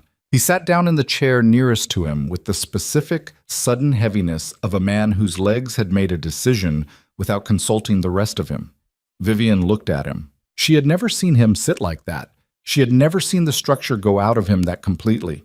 In 8 months of knowing him, through every difficult conversation, through the night she had told him she was pregnant and the glass had hit the marble, through this morning and the drive and the house and all of it, she had never seen him look like this. Like something had been removed from the center of him. She's his daughter, Vivian said quietly. Not a question. She said it because the only configuration that produced this particular devastation in a man like Damien Moretti was the kind that came from bloodline. She's his niece, Carver said. Vincent's daughter, Damien's cousin. They told me she died in a car accident, Damien said. His voice was very flat, empty in the specific way of a vessel that had just had its contents poured out. I attended There was a service. The service was real, Carver said. What it commemorated was not. Vivian watched Damien's hands on the table. Both flat. Both pressing down. The same position they'd been in this morning in her kitchen, but different now. Different pressure, different reason, different kind of weight. Why? Damien said. One word. It carried about 15 years of architecture in it. Carver was quiet for a moment. We don't have the full picture yet, he said carefully. But what the financial trail suggests is that Claire's disappearance was not punitive. Vincent didn't hide her because she'd done something wrong. He paused. He hid her because she'd found something. Damien looked up. The original falsification, Carver said, Rourke's file. We believe Claire found evidence of what her father had done, the payments, the false diagnosis, and Vincent made a decision about what to do with a daughter who knew too much about a crime she couldn't be trusted not to expose. He staged her death, Vivian said. Yes, but he didn't harm her. He relocated her, which tells us something about the man. He was willing to bury his own child's existence to protect himself, but he wasn't willing to do the other thing. Carver looked at Damien. And 14 months ago, Claire used the identity he'd built for her to sign documents that refreshed the mechanism he'd used to ruin you. The room processed this in silence. Vivian understood it in stages. Claire had been hidden by her father to protect a secret. And then, at some point in the last 14 months, Claire had decided, for reasons none of them fully knew yet, to use the tools of her own concealment against the man who had concealed her, the woman who'd called Vivian. Rourke's office, the professional cadence, the careful, deliberate timing. The phone call, Vivian said. Carver looked at her. The woman who called me the night I told Damien I was pregnant, she said. The one who sent the file to my firm. Carver was quiet for a moment. We believe so, he said. She wasn't from Rourke's office. She may have had access to Rourke's office, but no, we don't believe she was his employee. Vivian looked at Damien. Damien was looking at the wall. He was looking at the wall the way a man looked at something that wasn't there. At the negative space of something, at the outline of an absence, at the place where a thing had been before it was taken. A cousin he'd mourned for 11 years, a lie that had been waiting inside his own family for 15. A woman who had decided, apparently, that the moment Vivian Hartwell walked into Damien Moretti's life and produced an impossible pregnancy was the moment the buried thing needed to surface. Vivian thought about the word time-sensitive. She thought about why, of all the moments in 15 years, Claire Moretti had chosen this one. She thought about what it meant that a woman who had been erased by her own father had spent 11 years building the patience to dismantle the lie that erased her, and had pulled the trigger the moment a child entered the equation. She thought about the child. She pressed her palm against her stomach, and she looked at Damien looking at the wall, and she thought about what this meant, not just for the Empire, not just for Vincent and the 9-year infiltration and the shell corporations and the people who had been moved this morning in the direction of a house in Wilmette, but for the specific human being sitting across from her, who had just discovered that the cousin he'd grieved for 11 years had been alive the whole time, building toward this moment, and had lit the fuse herself. Carver's phone buzzed on the table. He looked at the screen. His expression shifted in a way that was very small and very controlled, but she caught it. "What?" Damien said. He'd come back. She watched him come back from wherever he'd gone, watched the structure reassemble itself, not fully, not the way it had been before Carver said the name, but enough. Carver turned the phone so Damien could see the screen. Damien read it. She watched his face. What moved across it was not anger. It was not fear. It was something more fundamental than either, the specific expression of a man who has just understood that the situation he thought he was managing has been, the entire time, managing him. Damien stood up. He stood up with the specific controlled speed of a man who had made a decision in the half-second it took to read 7 words on a phone screen, and the decision had reorganized everything. The posture, the eyes, the quality of the air immediately around him. "He has Claire," he said. Carver didn't confirm it. He didn't need to. The message on the screen was already doing that. Vivian stood too. "What does it say?" Damien handed her the phone without looking at her, his eyes already on Carver, already in the next 30 seconds, rather than this one. She read it. She came to me. "Ask your man what that means. The rest is your move." No signature, no number she recognized. "Vincent." "He's telling you he has her," Vivian said. "He's telling me she went to him," Damien said, "which is different." She looked at him. "Claire went to Vincent voluntarily," he said. His voice was very controlled, the kind of controlled that costs something. "He didn't take her. She walked back in." Carver was already on his laptop. "The message came from a burner registered in Evanston. Tower ping puts it 4 miles north of the loop, sent 11 minutes ago." "The lakeside property," Damien said. Carver looked up. "You think he's at the—" "He's been at the lakeside property since this morning. It's the only holding that isn't nested inside the corporate structure I can touch." He moved toward the door. "It's old family. It predates everything. He knows I can't approach it through any channel that leaves a record." "Damien," Carver's voice went firm, "you cannot walk into that property tonight. He has at minimum 4 people, sir. If Soren reached him, possibly 6. The location is isolated, and he chose it specifically because I know why he chose it. Then you know that walking in there is exactly what he wants." "Yes." Damien stopped at the door and turned back. He looked at Carver with the expression of a man who had already run the calculation and arrived at an answer he didn't particularly like, but was going to use anyway. "And I'm going to give him what he wants, because the only leverage I have left is that he doesn't know how much I know, and he needs me to come to him to find out." Carver was quiet. "He sent that message to my phone," Damien said, "through Soren's channel. He knows this number. He's been reading this number for 9 years. He held Carver's gaze. "Which means everything I've said on this line for 9 years, he's had." The room went very still. Vivian understood what that meant a full second before Carver said it. "Everything," Carver said quietly. "Everything." Damien looked at her now, and his eyes were different, cleared out, stripped of the layer of management and the layer beneath that, down to something essential and very direct. "Which means he knows this building. He knows we're here." She held his gaze. "How long?" she said. "Since Soren made contact this morning." He looked at Carver. "This office is burned. We have maybe an hour before his people confirm the location." Carver was already closing the laptop. Damien looked at Vivian. "You're not coming with me," he said. She opened her mouth. "Don't," he said, not commanding, asking. The word had the same quality as the pleas in the upstairs hallway, back in Wilmette. The specific exposed quality of a man making a request rather than issuing an order because he understood, at this particular moment, that he had no authority to issue one. "I need you somewhere I don't have to think about. Somewhere the only variable I'm managing is the one I'm walking toward." She looked at him for a long moment. "Where?" she said. "Carver will take you." "Where, Damien?" "Somewhere Vincent has never had a reason to look." He moved to the table and took a key from his jacket pocket. An ordinary key. House key. The kind you had cut at a hardware store. And he set it on the table in front of her. "Apartment on Dearborn. It's in a name that has no connection to me, to Moretti, to any holding or subsidiary or associated entity. I signed the lease myself, in person, in cash, 11 years ago. His voice did something on 11 years ago that he controlled immediately. I've never told anyone about it, not even Carver. Carver looked at the key. You've had a clean address for 11 years, Carver said. Yes, and you never used it. I always intended to need it eventually. He picked the key up and held it out to Vivian. The address is on the tag. She took the key. His hand was warm. Her fingers closed around the key and his hand for a moment, and neither of them made a production of it, but neither of them pulled back immediately either. Come back, she said. He looked at her directly.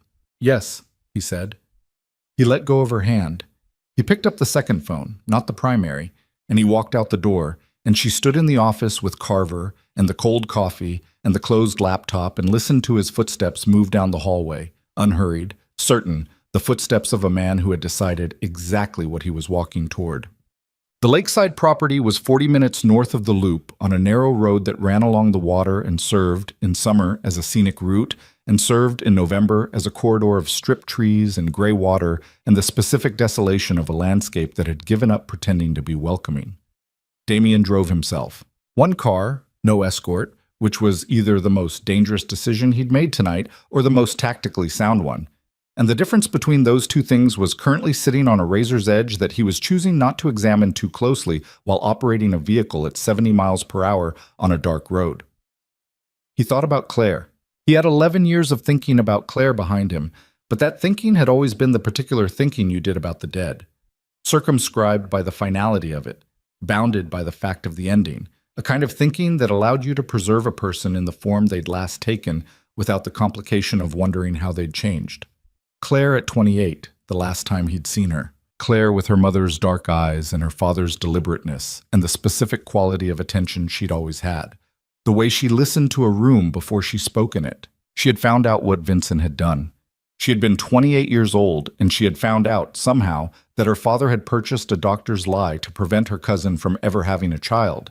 And she had, what? Confronted him? Threatened to tell Damien? Done something that made Vincent decide that the only available response was to make her disappear so completely that her own family spent 11 years placing flowers on an empty grave. He thought about the phone call to Vivian. He thought about Claire sitting in Portland for 11 years, watching, waiting for the moment, waiting for the specific configuration of events that would make a move possible, a move that required, apparently, a pregnancy, a confrontation, a shattered glass, and a file delivered to the right hands at the right moment. She had been patient in a way that he was only beginning to understand the full dimensions of. The lakeside property appeared on his left, a long gravel driveway behind iron gates, the gates standing open, which told him Vincent had expected him. The house at the end of the drive was large and dark except for the ground floor, where 3 windows showed light. Old stone exterior, slate roof, the kind of house that had been built to demonstrate permanence and now demonstrated mostly vacancy, a building that had outlasted the purpose it had been built for. Damien parked at the end of the drive and got out of the car. The cold hit him immediately. The specific lake effect cold of the North Shore in November, wet and direct, the kind that found the gap between collar and jaw and settled there. He stood for a moment beside the car and looked at the lit windows and the open gates and the absolute darkness of the water beyond the property line. And he breathed, and he let the cold do what cold did, which was make everything in the body more precise. Then he walked to the front door and opened it. The entry hall smelled like dust and old wood and the ghost of a fire that had been lit days ago and had long since gone cold. The chandelier overhead was not lit. The light came from the room at the end of the hall, visible through an open doorway, warm and localized. 2 men stood inside the entry hall. He recognized one of them as Marcus's replacement, a compact man named Dell, whose body language said armed in 3 different ways simultaneously. Dell nodded at him.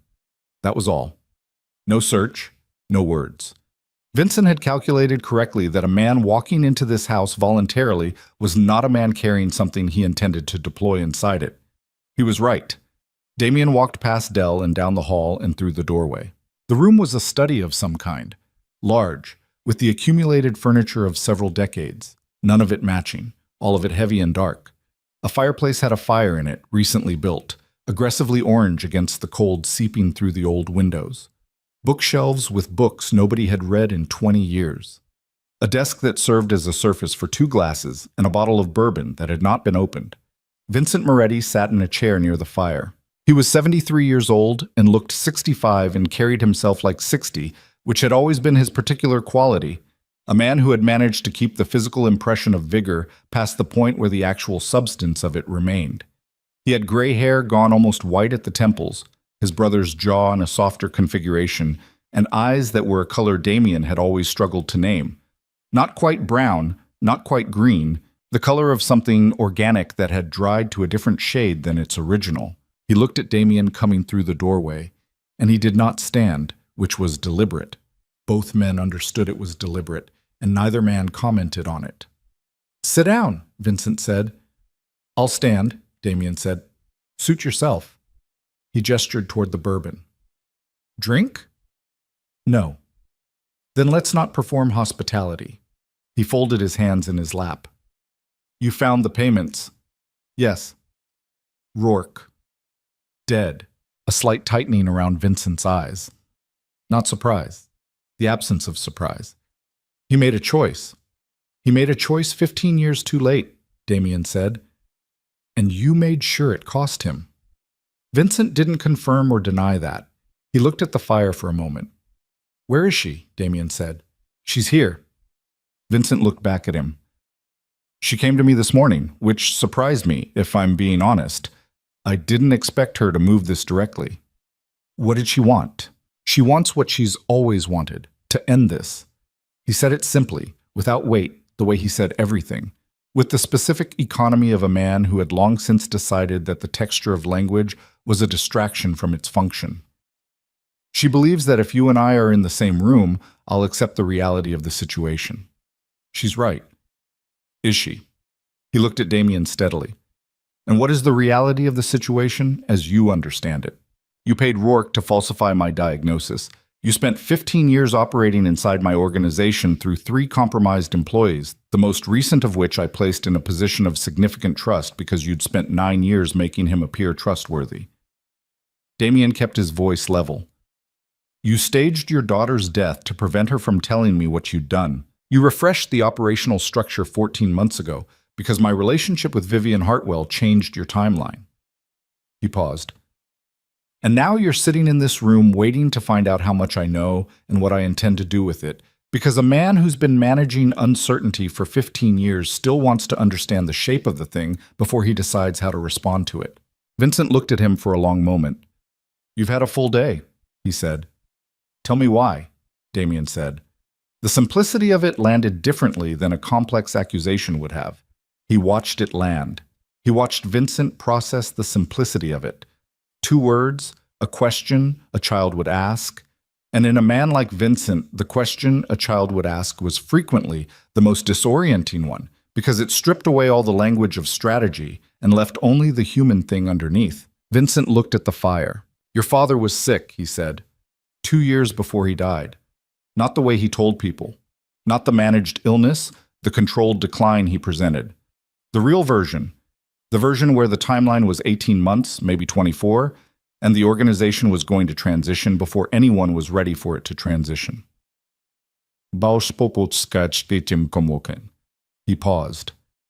"You were 36. You were exceptional at what you did, but you were not what the organization needed in that moment. You were too direct. Too impatient with the people who required management rather than directives. So you bought me 15 years of believing I had nothing to pass on," Damien said. "You bought yourself 15 years of influence by making me believe the question of succession was irrelevant." "I bought the organization 15 years of stability," Vincent said. His voice did not rise, but there was something in it, not defensiveness, something more like the specific tone of a man who has been rehearsing a justification for so long, it has calcified into something he actually believes.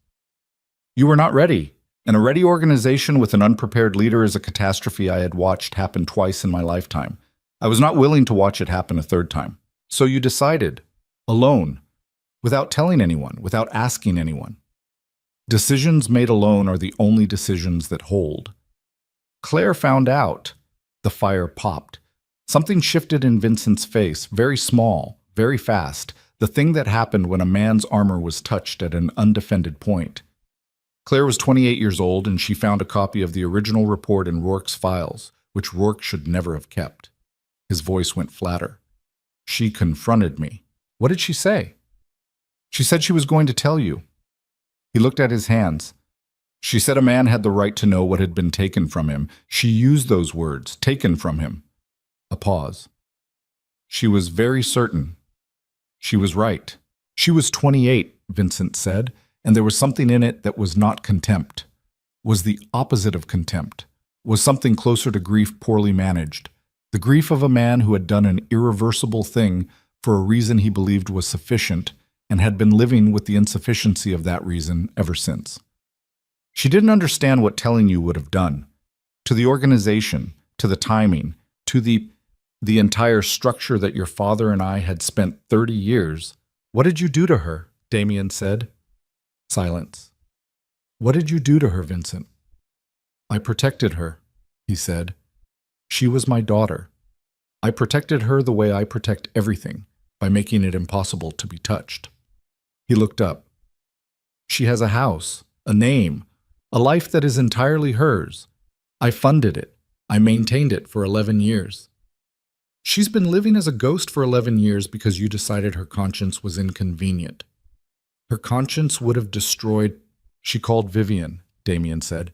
His voice went low. She sent the file. She waited 11 years, and she chose the moment a child was involved, and she spent the last 14 months building the mechanism that would surface what you buried. He looked at his uncle. You protected her into a prison, and she spent 11 years finding the key.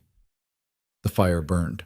Vincent sat with that in the specific stillness of a man who had known it was coming and had not found, in all the time he'd had to prepare, a position from which it felt survivable. Where is she? Damien said.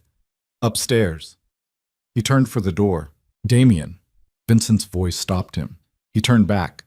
The old man had not moved, had not stood, was still sitting with his hands folded, but something in his face had changed. The management had come down, very slightly, and what was under it was not what Damien had expected. I want you to understand that I never intended. The diagnosis was a delay, not a permanent condition. I intended to revisit it, to introduce the correction, when I believed the timing was... Don't, Damien said. When the organization was sufficiently... Stop. The word hit the room like a closed fist. Vincent stopped. Damien looked at him.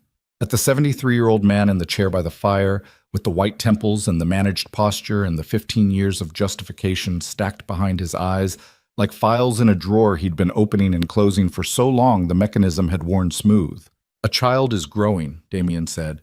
Right now, tonight, in a woman who drove to my building in November to tell me the truth, and I threw a glass at my own wall because you spent 15 years making me believe the truth was impossible. His voice did not rise. It went lower. You took that from me.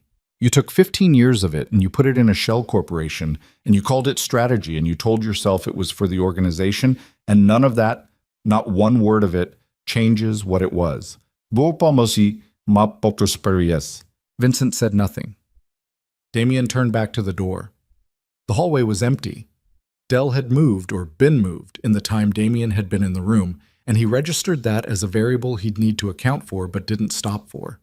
He moved toward the staircase at the end of the hall. The stairs were old, dark wood, the kind that announced each footstep with a specific creak that had been announcing footsteps on these stairs for 50 years. He went up without hurrying. At the top was a hallway with 3 doors, 2 closed, 1 open, and through the open one was light. He went to the open door. Claire was sitting on a windowsill. She was 41 years old and had the specific quality of someone who has spent a long time being very careful. Careful with her expressions, careful with her stillness, careful with the amount of space she occupied in any given room. She was thinner than he remembered, and her hair was shorter, and she had the dark eyes he had always associated with the version of her that existed in his memory, which had been, for 11 years, the only version available to him. She looked at him the way someone looked at a person they had rehearsed seeing, and then found, in the moment, that rehearsal had not adequately prepared them for. Neither of them spoke for a moment. Then she said very quietly, I'm sorry it took so long. He looked at her. She held his gaze. 11 years, he said. His voice was not steady. He didn't try to make it steady. I know. You let me... He stopped. The sentence was too large. There was a service. I know. Her voice held something that had been compressed for a very long time and was releasing very carefully, the way you released pressure from a sealed system, slowly, controlled, because you understood what happened if you didn't manage the rate. I couldn't... He had people everywhere, Damien. If I'd made contact before I had something that could actually end it, he would have known, and the only thing I had was time and patience, and... You called Vivian. She looked at him steadily. Yes. You watched. You were watching us. I was watching him. You were... adjacent. She pressed her lips together. When I understood she was pregnant, I understood it was the moment, the one thing he couldn't manage away. A child that existed was different from a child that might exist. I needed the file in the right hands before he understood what was happening. Rourke is dead. Her face contracted. I know. I didn't... She stopped. I didn't have more time. He was already moving. He always moves, Damien said. That's what he does. He moves early, and he buries it, and he calls it protection, and he tells himself the architecture holds. She looked at the window, at the dark water beyond the property line, at the November nothing outside. He's my father, she said. I know. That doesn't... She stopped again. Her jaw was tight. It doesn't make it right. I'm not saying it makes it right. I know that too. She turned back to him. Her eyes were dry, which he recognized as a specific kind of effort, the effort of someone who had decided, at some point in the past 11 years, that they had already spent the amount of tears that were available to them on this particular grief. And what was left was something else. Something harder and more durable. What are you going to do? She said. He looked at her. What I should have done 9 years ago, he said, when I first understood his influence hadn't fully receded. She held his gaze. And him, she said. Downstairs the fire was burning. Somewhere in the house, Dell had repositioned. Damien had noted 2 other variables on the ground floor that he'd filed away and was currently holding with the part of his mind that ran parallel to every conversation.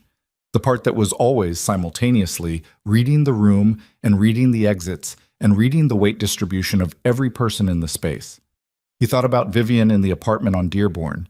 He thought about her hand on her stomach. He thought about the word impossible and what it had cost and who had paid for it and in what currency and across how many years. He looked at his cousin, alive, reduced, patient, hers, and he made the decision that he'd been moving towards since 11:14 this morning when a burner phone in Evanston had sent 7 words to a number that had been compromised for 9 years. Stay here, he said to Claire. Don't come downstairs. She looked at him. Damien, Claire. He held her gaze. Stay here. He turned back toward the hallway. He took the stairs down at the same unhurried pace he'd taken them up, each step announcing itself in the dark wood, the old house groaning slightly against the November wind off the lake, the fire visible at the end of the hall as a warm orange shape in the doorway of the study. He reached the bottom of the stairs. Dell stepped out of the shadow of the entrance alcove with his hand at his side, not raised, not a direct threat, but positioned. Reading the return, assessing whether what had come back down the stairs was the same thing that had gone up. Damien looked at him. Step back, he said. Dell looked at him for a long moment. Then he looked past Damien's shoulder at something behind him, and Damien turned, and the hallway at the back of the house had a door in it that was now open, and through that door came the cold and the dark and the sound of the lake, and 2 more men, and between them, with his hands in his overcoat pockets and his white temples and his managed posture, was Vincent, who had not stayed in the study, who had moved through the back of the house while Damien was upstairs, who had positioned himself and his people in the hallway behind his nephew with the specific deliberateness of a man who had been managing variables for 50 years and had not apparently finished managing them yet. I told you to sit down, Vincent said quietly. You should have sat down. The hallway held its breath.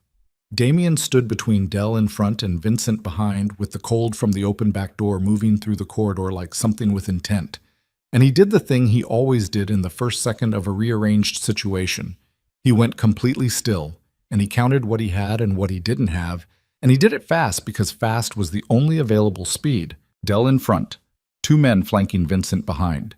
Vincent himself, hands in his overcoat pockets, which meant either nothing or something depending on what was in the pockets. And Vincent was a man who had spent 50 years making those two options indistinguishable. 4 people. 1 hallway. Old house, stone exterior, November wind, lake behind it. And upstairs Claire, who he'd told to stay there. "You moved," Damien said. Not accusation, observation. He turned slowly to face Vincent, which put Dell at his back, which was not a comfortable position and was also the only position available if he wanted to face the variable that mattered. "I've always moved," Vincent said. "That's what you never fully credited me with. You saw an old man accepting a reduced role. I was never reduced." He took his right hand from his pocket. Empty. He held it out to the side in a gesture that was partly reassurance and partly performance.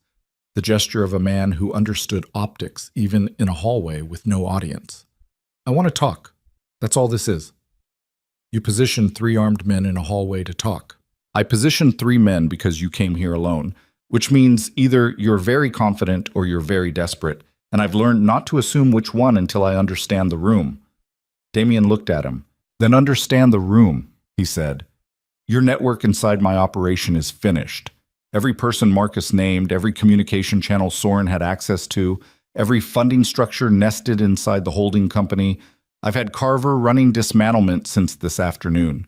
By tomorrow morning, there is nothing left of what you built inside mine."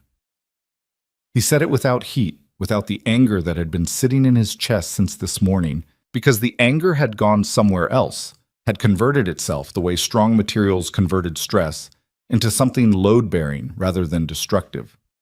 "The financial records are documented and held by a third party with instructions I gave before I drove here.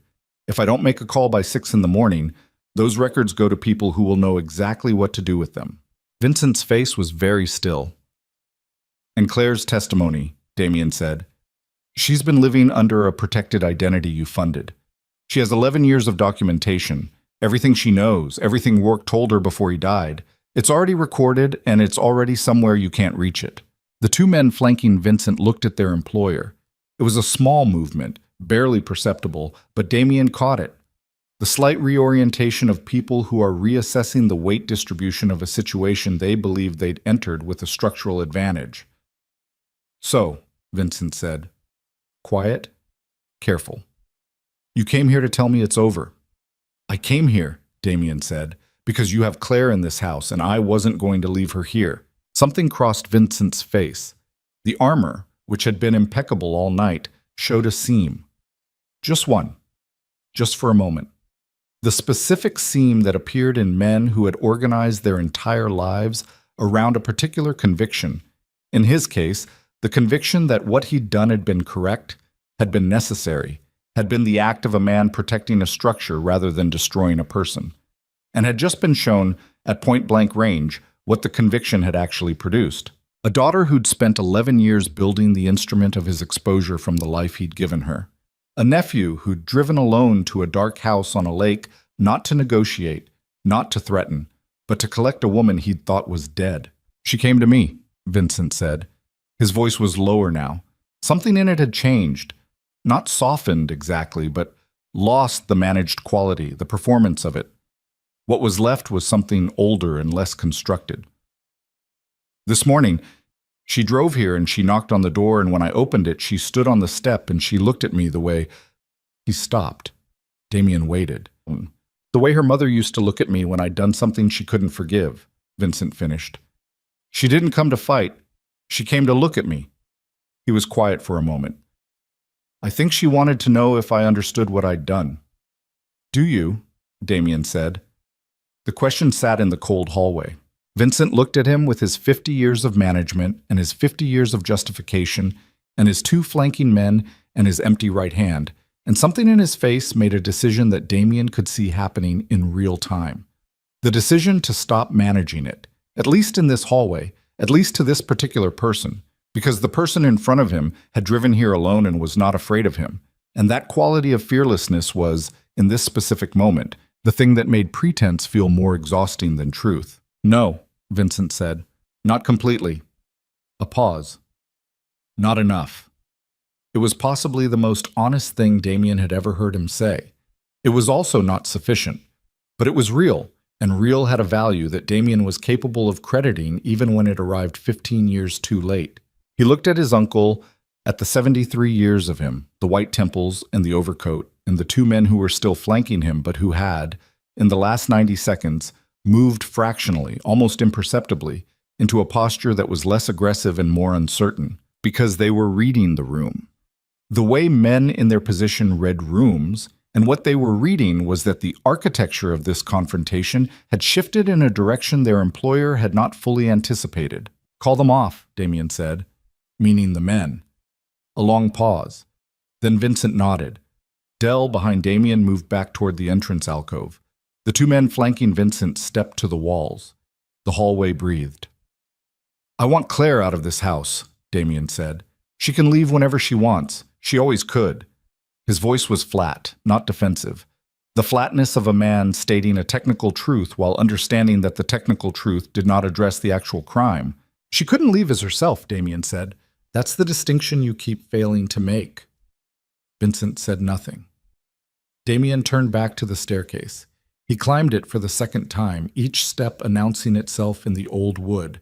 And at the top he went to the open doorway, and Claire was exactly where he'd left her. On the windowsill, her back straight, her hands in her lap, a woman who had spent 11 years developing the posture of someone who could wait out anything. She looked at him. Okay, he said. She stood up. She picked up a bag from the floor beside the window, a single bag, packed with the economy of someone who had been ready to move for a long time. And she crossed the room, and she stopped in front of him, and she looked at his face the way you looked at something you'd been carrying a picture of for years, and were now comparing to the original. You look tired, she said. You look alive, he said. She pressed her lips together. Her eyes went bright for a moment, not quite spilling over, the same specific effort he'd seen before. The practiced compression of someone who had pre-spent their grief and was now operating on whatever came after. I'm sorry, she said again, meaning something different than the first time, meaning the years of it, the accumulated weight of 11 years of watching from Portland while he navigated a world she knew was compromised and couldn't tell him why. I know, he said. He put his hand on her shoulder briefly. Not a hug, not yet. They were not in the place yet where the reunion could be what it would eventually become, because the house was still the house, and Vincent was still downstairs, and the November wind was still coming through the back door. But a hand on her shoulder, solid, present, the physical confirmation of here and real, and I see you. She put her hand over his for a moment, then they walked out of the room together. Bow. They left the house at 11:40. Claire got into the passenger side of Damien's car without looking back at the property. He looked back once, at the lit windows, the open gates, the dark outline of the house against the darker water behind it, and then he got in and drove. He called Carver from the road. I'm clear. She's with me. Vincent? In the house. He has his men, and he has his fire, and he has the records I told him you're holding. He kept his eyes on the road. He's not going to move tonight. And tomorrow? Tomorrow we finish the dismantlement. Every connection, every channel, every person Marcus named, and anything Carver's team surfaces on top of that. He paused. Then I'm going to have a conversation with Vincent in a setting that isn't a dark house on a lake. In daylight, with documentation. And it's going to end in one direction or it's going to end in the other. Carver understood both directions without having them named. Vivian, Damien said. She's in the apartment. She called me an hour ago asking if you were alive. What did you tell her? That you were operational. She told me that wasn't what she asked. A pause that contained something close to dry humor, which was the closest Carver ever got. She's fine. She's been fine. She's eating crackers and watching the street from the window, and she sounds like someone who is managing an extraordinary situation with extraordinary composure. Damien looked at the road ahead. Yes, he said. She does that. He ended the call. Claire was looking out her window at the dark lakefront moving past. She sounds like someone worth it, Claire said. She is. The baby. Yes. Claire was quiet for a moment. I listened to that ultrasound description 3 times. The document Rourke's assistant found, the one she read aloud to the appointment transcriptionist. She paused. 8 weeks. Strong heartbeat. She turned from the window to look at him. I thought about all the things that word meant. Strong. After everything. He didn't answer. He drove. I needed it to be a child, she said quietly. Not manipulatively. Plainly, with the honesty of someone who had been carrying a calculation for a long time and was now laying it out in the open because the carrying was over. I needed there to be something that couldn't be managed away, something real and physical and undeniable, because everything else my father had shown me he could manage. Money, records, people, time. She paused. But a child that existed was different. You said that to me upstairs. I've said it to myself about 4,000 times in 14 months. She turned back to the window. I'm sorry it required what it required. Rourke, he said. She was quiet. He was already sick, she said finally. Before my father moved on him. He told me when we spoke in September that he had maybe 8 months. Pancreatic. She pressed her forehead briefly against the cold glass of the window. He wanted to do something right before the end. He said that. Something right. He said it like a man who'd spent 15 years knowing the exact weight of what he'd done wrong and had been looking for a scale that could balance it. She paused. I don't know if that makes it better. It doesn't, Damien said, but I understand it. He drove. The city appeared on the horizon, the familiar compression of lights against the low November clouds, and something in his chest responded to the sight of it the way it always responded. The particular complicated ownership of a man for whom this city was simultaneously a home and a responsibility and a weight, and the only landscape in which he fully understood the coordinates of himself. Where will you go? He said. I don't know yet. She said it without distress, with the considered openness of someone who had spent 11 years inside a defined structure and was now standing at the edge of an undefined one and had made some peace with the vertigo of it. Not back to Portland. That chapter is... She shook her head. I'll figure it out. You have people, he said. She looked at him. You have people, he said again. Whatever you decide to do and wherever you decide to do it, you have people. She looked at him for a moment with her mother's eyes in her father's face, and she said nothing because there was nothing to say that the looking didn't already contain. The apartment on Dearborn was on the 9th floor of a building that had no doorman and a lobby with a faded tile floor and a mailbox bank along the left wall, with names on half the slots and blank tape on the other half. Damien had the building code memorized. He'd set it himself 11 years ago, and it had not changed because no one else knew to change it. And the elevator was small and slow and smelled like the particular combination of old building and other people's cooking that was specific to buildings where people actually lived rather than buildings where people performed living. He knocked. The door opened in under 4 seconds, which told him she'd been close to it. Vivian looked at him. She looked at him the way Claire had looked at him upstairs. That comparative, confirming look, checking the fact of him against the version she'd been holding in her mind during the hours he'd been gone. Her hair was down. She was wearing a sweater he recognized from her apartment, which meant she'd packed it deliberately in those 12 minutes. And that specific detail, that she'd chosen that particular sweater in 12 minutes of deliberate packing, landed in his chest in a way that was not dramatic and was not loud and was simply, quietly, the most grounding thing he'd felt all day. Carver said you were operational, she said. Carver was accurate. That's not what I asked him either. He looked at her. I'm here, he said. She looked at his face, at the specific quality of exhaustion in it, the particular kind that wasn't physical, or wasn't only physical, the kind that came from a long time of carrying something heavy and then spending one extremely concentrated day putting it down. She stepped back from the door. He came in. The apartment was small and clean and almost entirely empty of personality.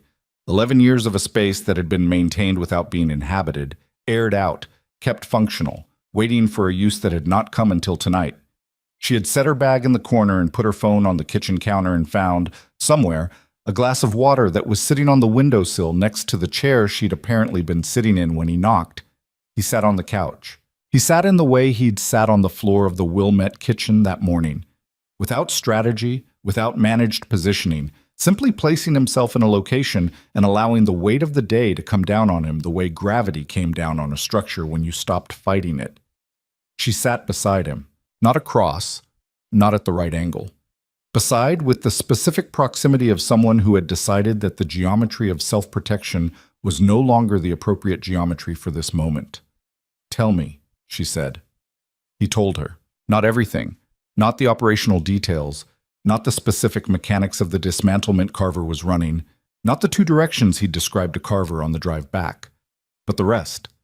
Vincent and the hallway, and the things Vincent had said and failed to say, and the single moment of honesty that had been insufficient and real simultaneously. Claire on the windowsill with her bag packed and her 11 years of patience. The drive back through the city. Vivian listened without interruption, which was one of the things about her that had always distinguished her from the people he spent most of his time with.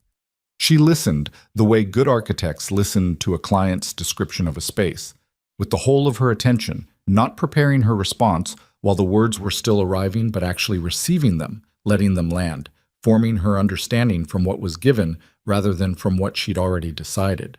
When he finished, she was quiet for a moment. "Claire," she said. "Yes." "She's the one who called me." "Yes." "She waited 11 years." "Yes." She looked at the window. The city beyond the glass was doing what the city always did. Indifferent, continuous, its lights their own weather.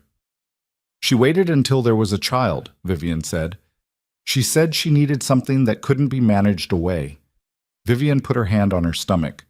He looked at her hand. "She was right," Vivian said quietly, "about what it meant. A child that exists is different." She paused. "I've been thinking about that all night, sitting here, about the specific difference between a thing that might happen and a thing that is happening." She turned to look at him. "You spent 15 years believing the second thing was unavailable to you." "Yes." "And you made your peace with it." "I thought I had." She looked at him. "Did you grieve it?" she said. The question was direct and quiet, and had the quality of a question that had been present in the room for some time, waiting for the right moment to become audible. He thought about what to say.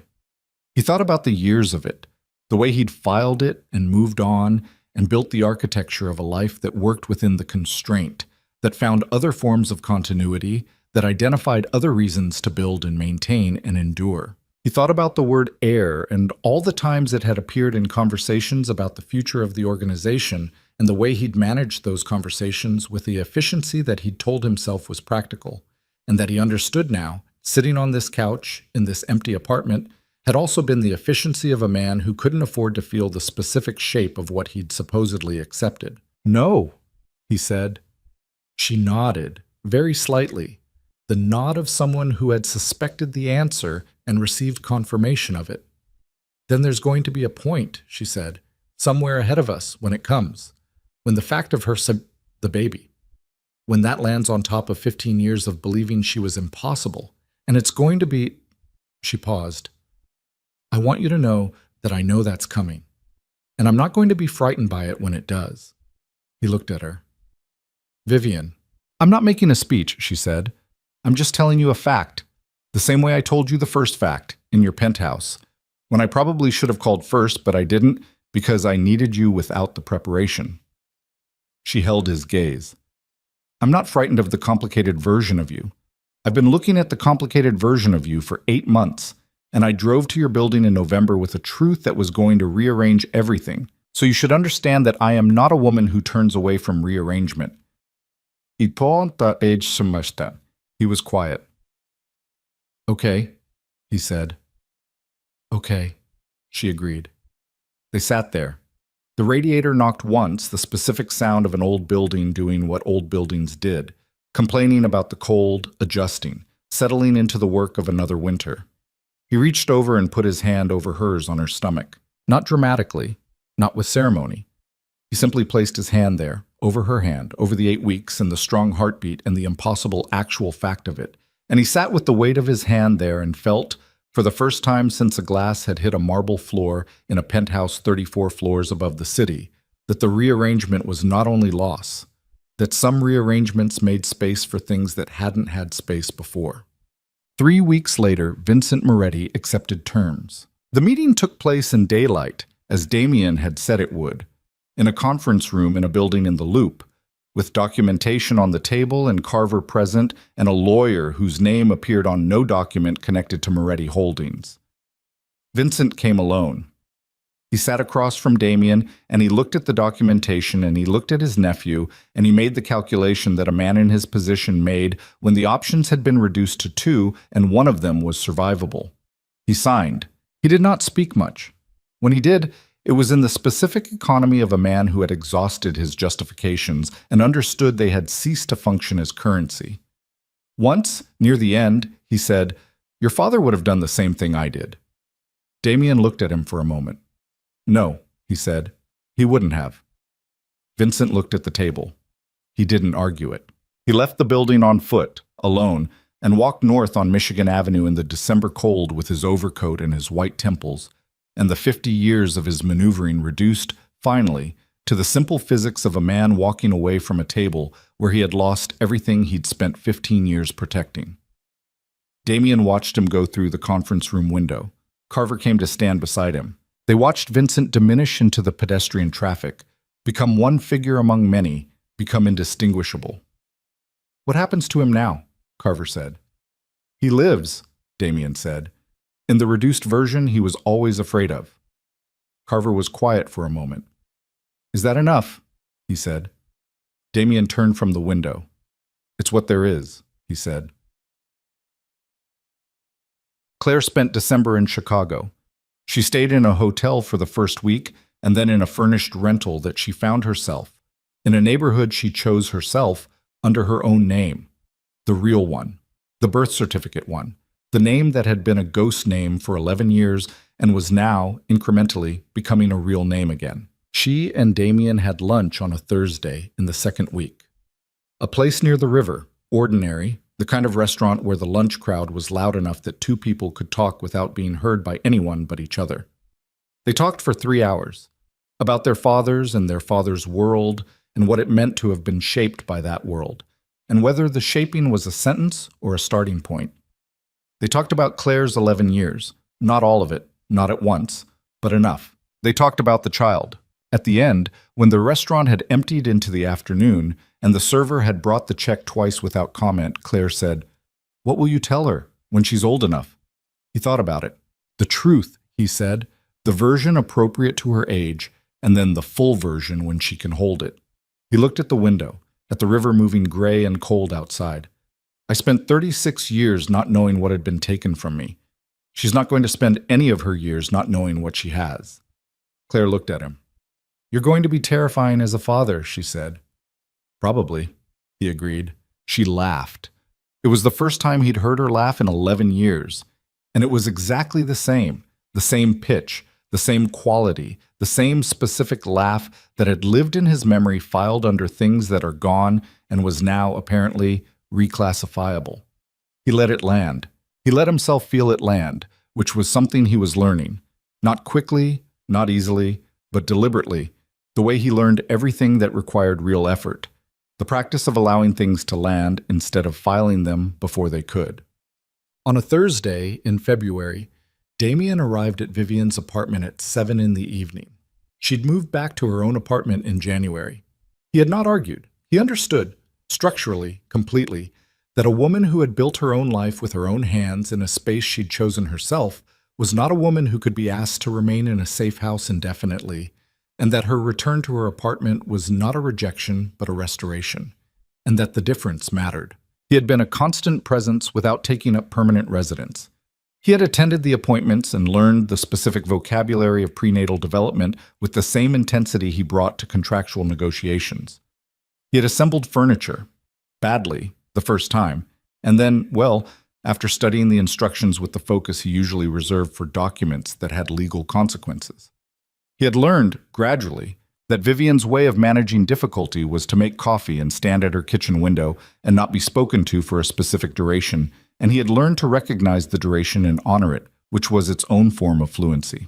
He arrived at 7 with no announcement, which she had told him once was not her preference, and which he was still in the process of consistently honoring, and he knocked. She opened the door. She was 20 weeks now, the pregnancy visibly present, and she had the specific quality of a woman who was managing a great deal simultaneously and had decided that this was fine, that she was built for managing a great deal simultaneously, and that anyone who suggested otherwise should expect a measured but firm response. He came in. He sat at the kitchen table. She was making tea, and she made it without asking if he wanted any, because she had learned that he didn't drink tea but would hold a cup if it was put in front of him, and the holding of it was a kind of participation. She put a cup in front of him. He held it. He looked at the table for a moment. Then he reached into his jacket pocket, and he put something on the table in front of her. A ring, small, not elaborate, a quality that was evident without being displayed, the kind of ring chosen by someone who had thought about the person rather than the gesture. She looked at it. Then she looked at him. "I know the timing is not," he started. "Don't qualify it," she said. He stopped. She looked at him across the table, in her kitchen, in her apartment that she'd painted herself, under the light of her own choosing, and she looked at him with the complete, unguarded attention she brought to things she intended to understand fully before she responded to them. He looked back at her. He did not look like a mafia boss. He did not look like the feared and enigmatic power at the center of a criminal empire that dominated the city's shadows. He looked like a man who had driven to an apartment at 7 in the evening and put a ring on a table and was sitting across from a woman whose opinion of him was the most consequential variable in any room he'd been in for 8 months. "Yes," she said. He was quiet for a moment. "I haven't asked yet," he said. "I know," she said. "Yes, anyway." Something happened in his face that he did not manage away, that he let happen, which was the practice he was learning, the deliberate allowance of things landing instead of filing them. It was not dramatic. It was quiet and real and slightly undone. The face of a man receiving something he'd spent 15 years believing was structurally unavailable to him. She reached across the table and picked up the ring herself and put it on, which made him exhale something that was almost a sound. The city outside her window was February dark, the specific darkness of a city in the middle of winter that had not yet begun to consider spring, and the kitchen was warm and ordinary with its radiator knock and its coffee maker and the tea going cold between them on the table. She kept her hand on the table. He put his hand over it. Neither of them said anything for a while. Isabella Grace Moretti arrived on a Tuesday evening in July. The room was nothing like a penthouse. It had fluorescent light and the specific institutional smell of hospitals everywhere, and there was a nurse named Patricia who had a practical, warm manner that Vivian had told him twice she appreciated. And there was a chair that he sat in for 11 hours and would have sat in for 100 more without complaint. When it was over, when the room had settled from its chaos into something quieter, when Vivian was exhausted and present, and looking at him with eyes that had seen something he had not seen, and that he understood he would spend the rest of his life trying to partially comprehend, when all of that had happened, the nurse put the baby in his arms. She was very small. He had known, intellectually, that she would be small. He had read about it. He had attended the appointments and received the information. He had understood, on a factual level, the dimensions of a newborn. He had not understood this. He had not understood the specific weight of her, not heavy, barely present on the scale of things, but weighted in a way that had nothing to do with grams, the specific gravitational quality of something that had not existed and now did, that had been impossible and was now undeniably, irrevocably real. She was asleep. Her face was the face of someone who had just completed an enormous journey and had decided, reasonably, that sleep was the appropriate response. He stood by the hospital window with his daughter in his arms, and the July city beyond the glass, lit and warm and entirely indifferent to the fact that something had shifted in this room that would not shift back, and he felt the thing he'd been carrying for 15 years, the specific silent grief of a door he'd believed was permanently closed, the acceptance of that closure, the architecture he'd built around the absence. He felt it release, not vanish, not disappear as though it had never been. It released the way a structure released when you finally address the load correctly, not by removing the weight, but by distributing it to the places built to hold it. He looked down at the sleeping face of a girl who would grow up knowing exactly what she had. In a world where the people who loved her were not perfect and had never been, in a family assembled from difficult materials by people who had chosen it over the alternatives. Vivian's hand found his arm. He looked at her. She was watching his face with the complete, unguarded attention she brought to things she intended to understand fully. He looked back at the window. At the city below, bright and relentless and entirely ongoing, the city that had held all of this inside it, the penthouse and the shattered glass and the gray Volvo and the house on the lake and the conference room in December and the kitchen table in February and this room, this window, this weight in his arms. He breathed. Outside, Chicago burned beneath the summer sky, warm and indifferent and full of its own noise, knowing nothing about the man at the window or the child in his arms or the 15 years that had preceded this moment. It didn't need to know. The moment didn't require witnesses. It only required what it had: the window, the light, the weight, the woman's hand on his arm, the sleeping face against his chest. The walls had come down. Not all at once, not dramatically. The way walls actually came down? Incrementally, under sustained pressure, material by material, until one day you looked at the space where they'd been and understood that the light had been getting in for a while already, and you hadn't noticed, and that was fine. That was perhaps exactly how it was supposed to happen. Isabella Grace slept on. The city moved, and for the first time in 15 years, the future was not a calculation. It was just the next moment, and the one after that, and all of them, unremarkably, extraordinarily, his.